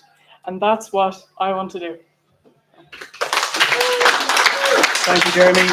So, Fatima, this question is specifically for you. As seen on your posters, you mentioned wanting to solve period poverty. How would you go about this process? First, I will work with the university stakeholders. This includes the student executives, the faculty departments. So I will have open dialogue, so we can, because this is a real problem. You know, it should be. I don't understand why condoms are free and period products are not. So I will work with the different stakeholders in the university to address this issue. Thank you so much. Thank you very much. You're up first for this one again, so don't get too cozy. The Vice President for Welfare and Equality comes with traditional weeks like shift or shag. How comfortable are you discussing sex, STIs, and sex toys? Yeah, so the Vice President Welfare and Equality role comes with traditional weeks like shift and shag. How comfortable are you discussing sex, STIs, and sex toys? I'm very comfortable. I have a vast experience working with international organizations. You guys can look at my LinkedIn. I've worked with minority groups. I've worked, you know, in different issues. So I don't have any issue discussing that at all, because it's a health issue. Why wouldn't I want to discuss it? You know. Yeah.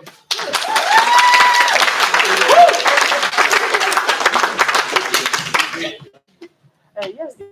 So welfare comes with traditional weeks like shift, shag. How comfortable are you discussing sex, STIs, and sex toys? Yeah, absolutely comfortable. I mean, these are essential things to learn. Obviously, when you're coming into college, those kind of things do arise as more visible.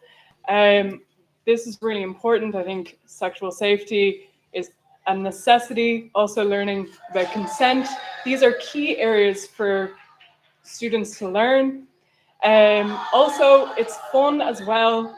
The fact of the matter is, Shift and Shag and any other sexual health awareness campaign is about an education and fun. And I had a lot of fun when I was working within it previously. And yes, I did see a lot of people not even know how to use a condom. That just shows how important it is and how necessary these campaigns go ahead. So absolutely I will. Thank you, Jeremy. So last question for this role, and we're going to go back to Jeremy first. So if you're elected the VP for Welfare and Equality, which piece of work are you most looking forward to becoming engaged in? Nice positive one to end on. Is it really nerdy to just say everything? I've just been obsessed with welfare and equality for many years. Obviously, within my degree, that was something that was really into every single module I did was to do with welfare and equality. Yeah, nerd. But also, I'm really excited to engage with students, get students more excited about welfare and equality, understanding it more, make it fun, make it engaging, make it educational, and also working to ensure that students are supported in an effective manner in the ways that they need to be. Equity is for everyone. Everyone deserves all the support, and that's what I want to do. So, yeah, I think I'd shut on if I continue anymore. Yeah, thanks, Jeremy. Okay. Question to you: if you're elected the Vice President for I'm excited to be working with minority groups. That's why I'm passionate about developing the inclusive working group, so I can know different things that matter to students, so I can take it from there. Because I can't just say, bring my own things and say, this matters to students. I need to listen to them. and take their feedback, and I can take it from there. Thank you. Thanks very much. Okay, can we get one last big round of applause for Fatima and Jeremy? VP, candidates. Very best of luck to both of you. Okay, guys, we're almost time for the main event. It's 8:20. How are people feeling about maybe a small comfort break before we do that? Okay, we have to be finished by 9. It's 8:20 now. I'll give you 10 minutes. Will you just be back in your seats by half? Yeah. Okay. Promise. Cheers. Thanks.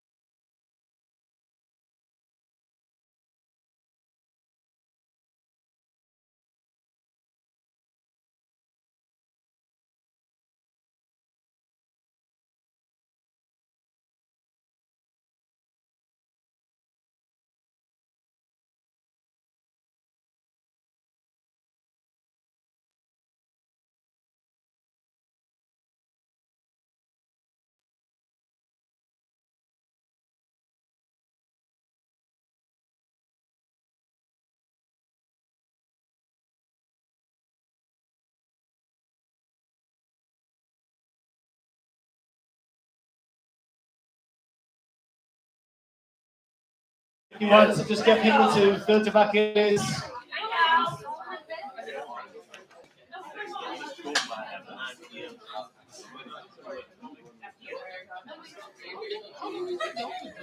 Pardon? We'll be over by 9, so we're going to go probably right up until 9. We'll give as many questions as we can. What? Let's see. What's that? Oh yeah, if you can, yeah. He's very good at mine as well. So we read out Roberts, so yeah.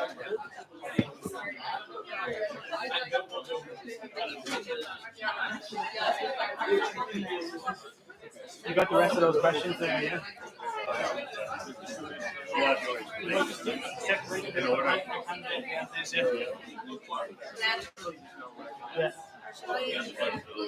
Yeah. Is that his first alphabetic anyway? So, yeah. Okay, folks, please take your seats. We're going to be done here at 9 on the dot.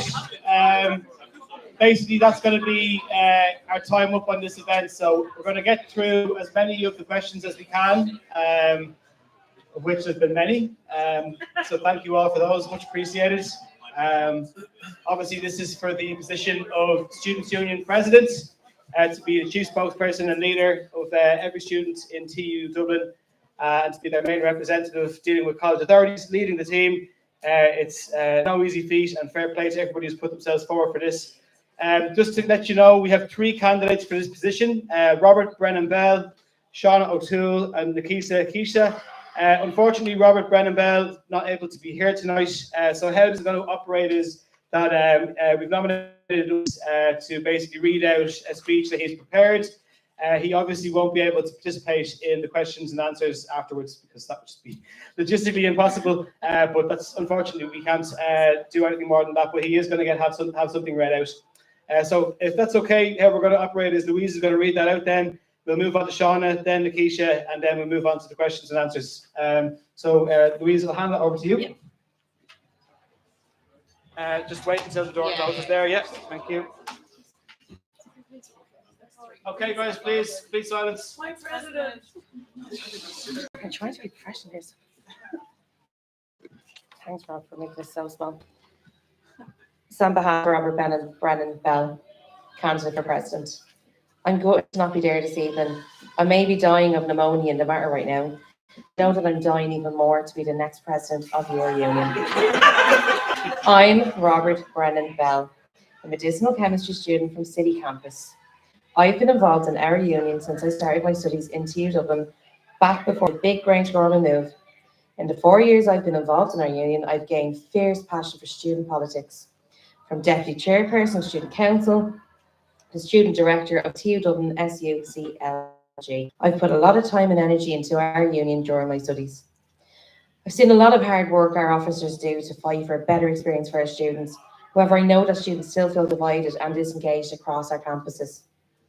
As president, I would be taking a bigger and bolder strategy to be divided than our entire union suffers. I want to see us engage in more direct action. Students core to our work. Students from one campus shouldn't feel alienated from students from another campuses. I want to commend the work being done by the current, I didn't write to speak. I want to commend the current work done by the VP for Comms and Media on an editorial. I didn't write this. Fuck's sake. Robert, you are in trouble. All right, so I'm going to say it again because I like it. I want to commend the current work done by the VP for Comms and Media on an editorially independent news outlet, which is something I feel is vital. Students shouldn't feel the need to turn to Instagram confession pages to filter the student voice. True. The union's work on its increase in transparency and accountability through the union Instagram. Instagram is how most of our students engage with our union. So it's vital that we continue to hold a high standard of accountability and transparency. I want our union to be the best it can be, and I'm prepared to put the work in to do so. Thank you all so much for your time. I hope that you'll consider putting a big, bold 1 next to my name on the ballot next week. Big love, Robert. Thanks very much, Louise. And yeah, he actually did write that. That wasn't just a little bit of and there's the ghost of Ted Swift that she heard her name being mentioned earlier on. Oh, is it? Goes to show what I know. Apparently that's Kelly Clarkson. I don't know how Kelly Clarkson will be down in Blanchardstown, but I imagine quite the same. Okay, now we're going to move on to candidates here. So next up is Shauna O'Toole. So Shauna, you have 2 minutes to speak. I'll let you know.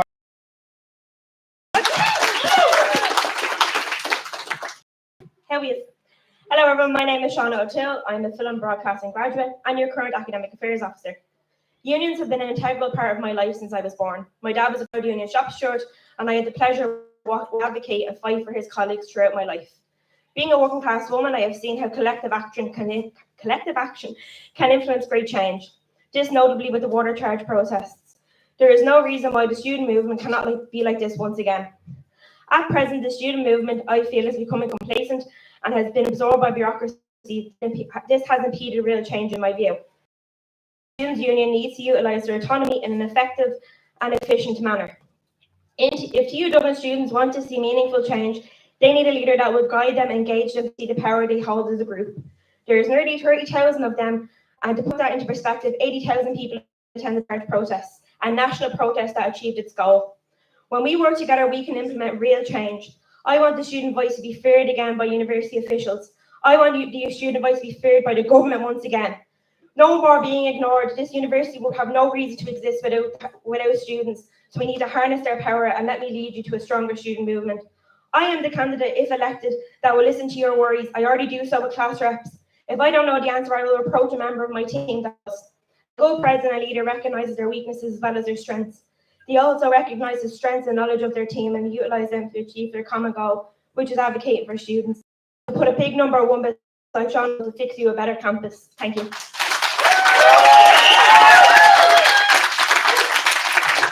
Thank you, Shauna. Much appreciated. And the final candidate for the position of president is Lakisa Keisha. So 5 minutes.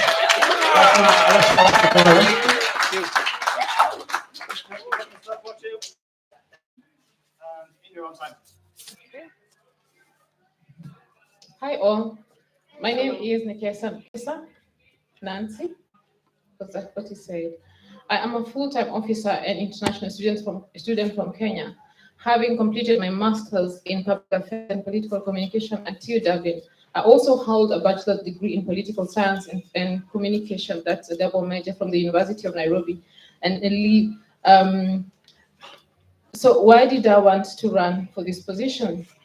I bring leadership experience, effective communication skills, a vision for positive change, and a commitment to inclusivity and diversity.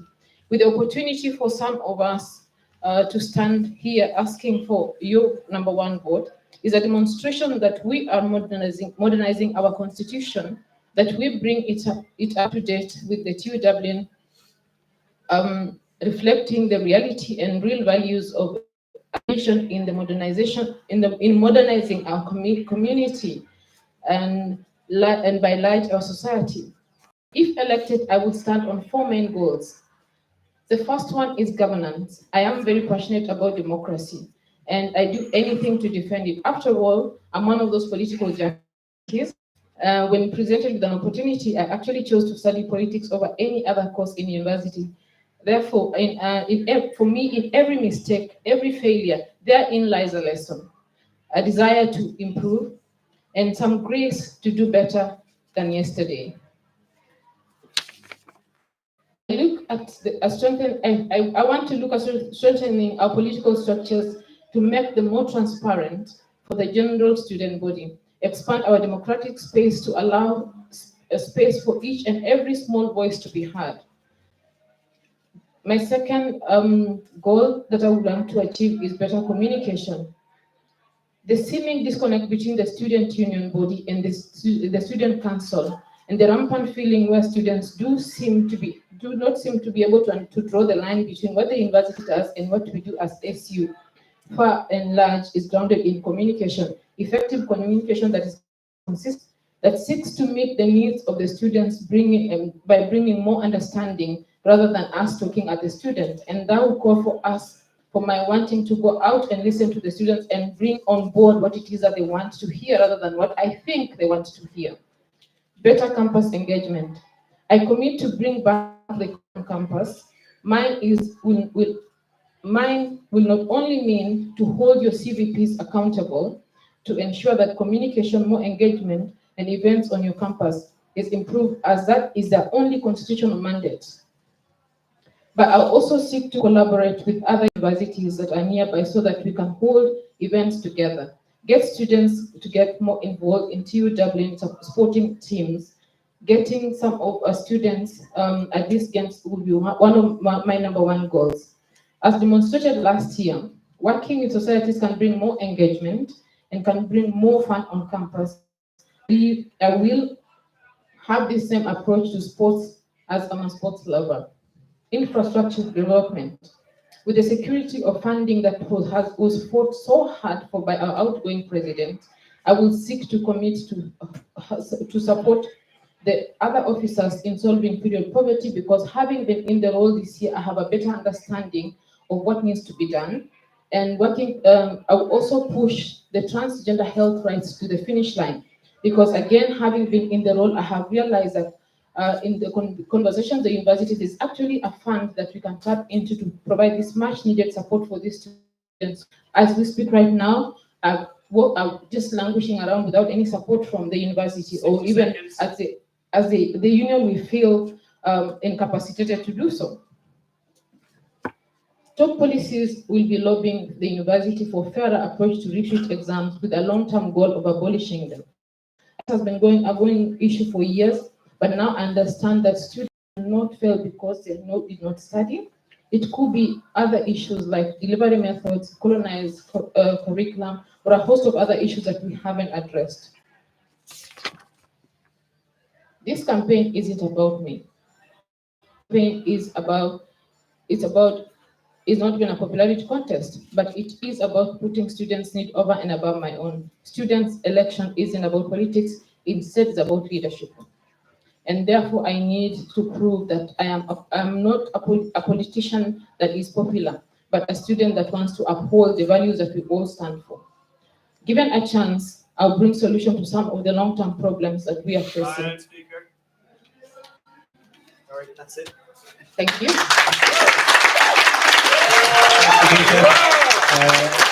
But that's the rules, so you can say where you are for the first question. It's about candidates. What do you think separates you from the other candidates? I don't think I'm any better than any candidate. I just think that given an opportunity, all of us have the capacity to be a leader. What I would stand for is to try and bring together and the old experiences that I have gained, and not to compare myself to another person, but to serve the students in the best capacity, in the best capability that I can.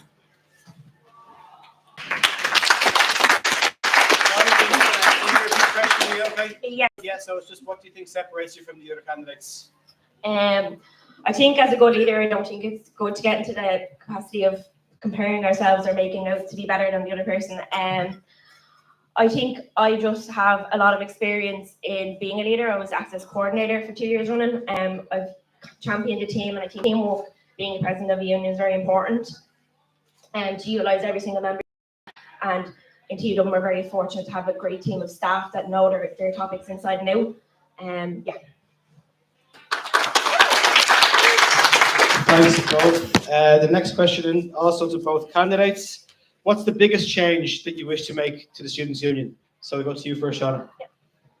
So I think I already got in my speech, but the biggest change that I see is more protesting. Like, block the bleeding clock tower and let Fitzy come out and face us. Like literally, like, come on, Fitzy, if you come, I would love to see us do like what Trinity do. Like, take buildings, block staircases, make sure that they know we exist. As I said, there's only 30,000 of us. Like, we're the hugest stakeholder, and yet we're always overlooked and ignored. Make them afraid of us again, that they face us in every corridor in large groups.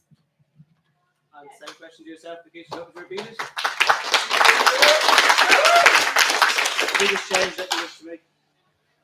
I think I'm one of those people that I remember when I first joined the council, and some of my colleagues will attest to the fact that I actually try to ask the students to burn down the canteens. One of the things that I want to do is just to make sure that there's more action on campus, and that can only be enhanced if we have better communication, transparency, and more democratic space for the students to be able to engage without feeling that they're being restricted by us or the roles. So one of the changes that I want to make is make sure that there is back-to-back communication exchange between the students and ourselves, and try and strengthen the relationship that we have with the university so that we are not overly antagonistic, but we work because we both have different mandates to the students. So we all just understand what our roles are, but then again work together, because in the end it's the student who benefits. Thanks very much. So, Nikesha, this is back into you then. Do you believe working with the campus VPs is beneficial, and why? I think working with the campus VPs is one of the most strongest things, because when you look at our new constitution, why they brought in the roles of the CVPs, because there was a gap that was identified that there's not much happening from when you have one overall officers. So basically, when you look at our constitution, the CVPs have only 3 roles, and that is communication, engagement, and running events. And that will also give them the power. Yes, Sharon.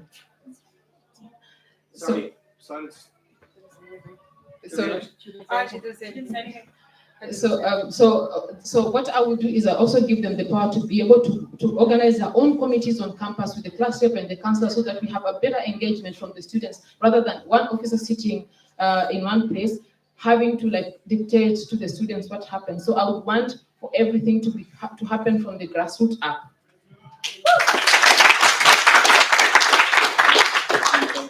You don't need to repeat it, I think the CVPs are an integral role of what we do as the union. Like Peter, for example, Bolton Street will be left behind without Peter. Sharon and Jeremy do fantastic jobs. The lift finally got fixed in Blanchardstown because of Jeremy. This is integral to what we do as the union. The president sits in so many committees and talks to so many officials that they don't have the chance to sit on the ground, and the policy officers are so busy with their policy and mandates from council that they don't get the chance to walk around. CVPs are the reason that they sit in our working groups. I wouldn't be on every single class rep meeting. I'm one person. The CVPs champion every class rep, and they come in and they tell me what's happening in each campus. They're a huge part of what we do, and I can't wait to see what more CVPs can do as we continue on. Thanks, you can sit down for a moment. This is a question just for Nikesha, and there were a few questions on this, so I'm going to try and condense them into one. So Nikesha, there are currently a number of impeachment processes ongoing. Can you share your thoughts on this? First of all, I would like to urge all of us that the role of the president is a leadership role and not an individual role. So it's important to understand that isolating the position of the president and that of the CVPs is actually counterproductive and undermines the whole purpose of a union. So it is important that we work on a concerted effort, so that if there's a failure within the system, we all sit and look back and try to understand what it is, because in the end, if we don't tackle that, it's just going to come back and bite the next person. So I think it's very important that we isolate those 3 things. Would you like to answer the question, Nikesha? Do you want me to repeat it? It's just that we answered one already about the CVPs. This is specifically in relation to several impeachment processes that are ongoing, and if you could share your thoughts on those. Impeachment processes? Yes. On the impeachment process, that's what I was just saying, that it is very important that we as a union, when we isolate the works of the various officers and try to look at it at an individual level, we actually undermine the union, and it's very counterproductive. So it is important for us to understand that it's the reason for a union is for us to work together as one body. And that means that we bring together all our efforts. So if all these impeachments are happening, and then we need to ask ourselves, why are they happening, instead of because I think to resolve a mystery, you do not remove them and then try to find out and learn from them and see what it is that went wrong with them and what that went right, so that the others can learn from it. Thank you. Cheers. And Shannon, this one is just for you then. Yeah. So you're needing a more radical approach to student politics. What does this mean to you, and how will you achieve this? I think I've already touched on it, let's get fitzy out, lads. But I think that starts with the class reps, using our academic affairs team to get our message out to class reps. They're in the forefront of everything we do. They're the absolute foundation of what we do as a union. and then they feed it up. Getting on the ground, getting the CDPs involved, they're a great role. Getting out and being like, are you mad about this? Well, we're going to have a protest at this day and this time that we're going to make sure that the union is heard. Getting involved with other fucking unions. Sorry, I shouldn't, of course. Apologies. Getting involved with other unions, getting in chats with SIP2, getting training on places like SIP2, chatting to grassroots movements and activist groups that are like CATU. CATU is amazing at what they do.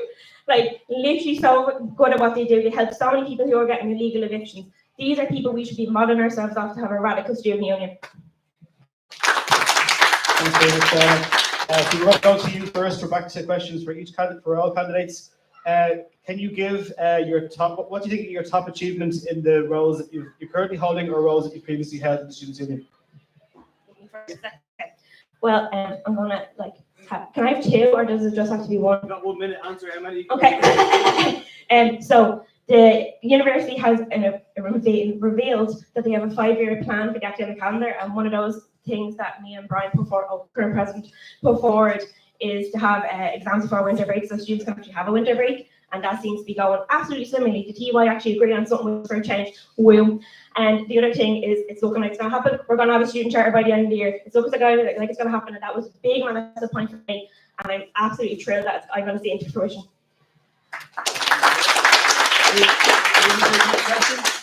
Just in your current role or previous roles in the Students' Union, what do you think is your biggest achievements?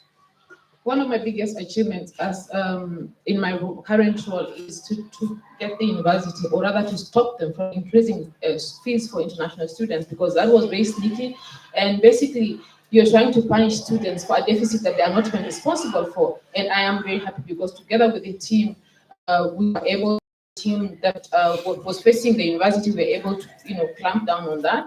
And the other thing is that I have managed to support international students to a level where right now, borrowing on my own experience when I joined this university, it was very hard to get just like someone to give you a reference letter to get something, a simple PS number. Right now, I have worked with the international office and student services. Now that service is centralized, students who are coming in just know exactly where to go, and they get that kind of support. The other thing is that like one of the speakers attested to one of the events, Black History Month, and the students were very happy about it because according to them, not myself, they say that was the first time they have had that kind of collaboration.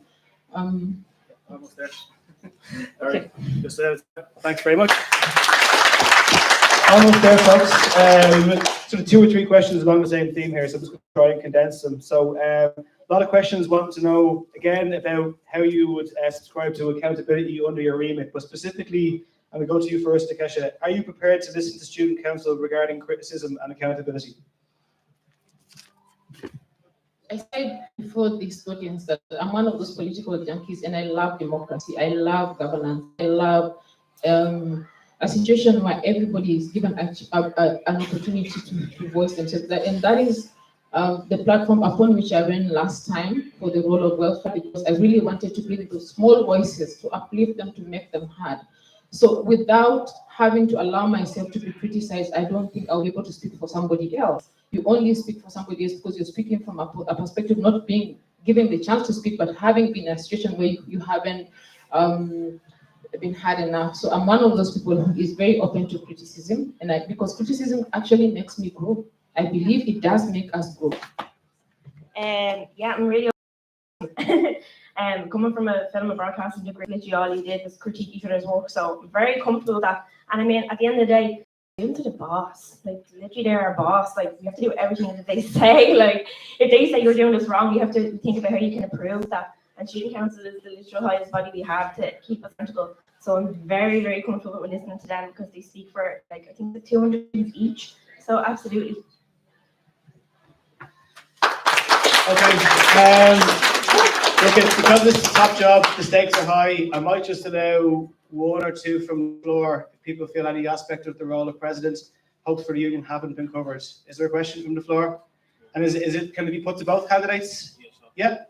So, as the chair of the Islamic Society, I really felt like the Muslim community on campus has really been ignored this year by the SU. I really feel like, especially during the riots, which were believed a lot of right-wing sources have said that was done by a North African man and a Muslim man. I feel like during that week, a lot of Muslims on campus really felt unsafe, and yet there was no statement made by the TUD, I believe, or even the SU. It was really so. And also when it came to the Palestinian issue, I really do feel like it was just more a follow opportunity rather than real protests that took place and real solidarity with the people of Palestine and among Palestinians within the Muslim community and outside the Muslim community as well. So my question is, and also another question I have is regards to the prayer room.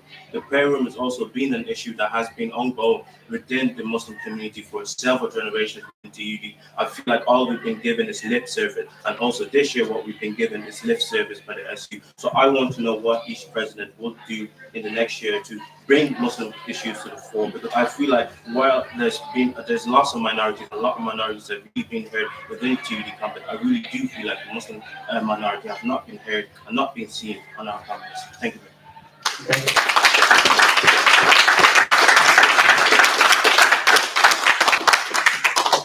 Yeah, I hear that.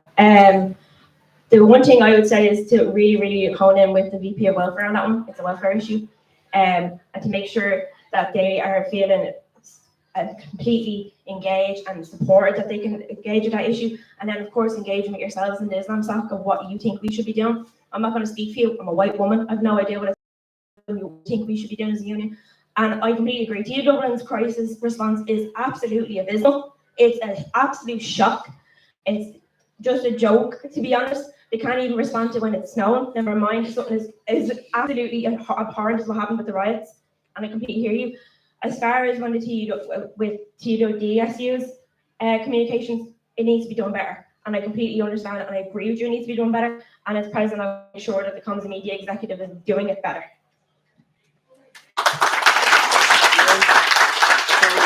Manager with the question. Are you okay? Yeah, I'm okay. From a welfare perspective, and this past year, I think one of the things that I initiated during the summer, is it last year or this? Last year, is to try and revamp the prayer rooms, and we started with Angel Street, and the chaplain service was very supportive in that area. I understand your frustration, because even as we started that work, it's taken a long time for it to even be, to get to a level where there's just a decent prayer room. But then having said that, because it's work that I will actually take it upon myself to hold the hand of the welfare officers that will be given this role to make sure that the work is completed in good time. And in terms of the emergency response protocol at TU Dublin, and especially you mentioned the riots that happened in November last year, and there was no support. One of the things that I have started, and I have given a proposal to the current president, that it is very important, because you can only support that what you know. And one of the things that I'm going to do is that all the officers are given at least an anti-racism sensitization training, because that is the only way you're able to understand. And because I have a lot of my friends here who felt really, distressed by this situation, but then they did not have the competence, the right words to say to some of us who are Black, for us to feel that we can trust them. And the only way that can be done is by training. And I don't think it's like an extensive training of 3 weeks or something. It's just like a one-day training for to understand. Sorry. Yeah, I always feel like the bad guy having to do that. Listen, folks, these are your candidates for president. We're out of time, I'm afraid. We're just at 9 o'clock. Please get a big round of applause again. Robert, Donna, and Kenta. Great to see you on next week. And there you have it, folks. You've heard from everybody. Hopefully that's made some of you think about how you're going to vote next week. I'm sure a lot of you decided already. But best of luck to everybody out there next week looking for votes. I'll see you all next Friday at the counts.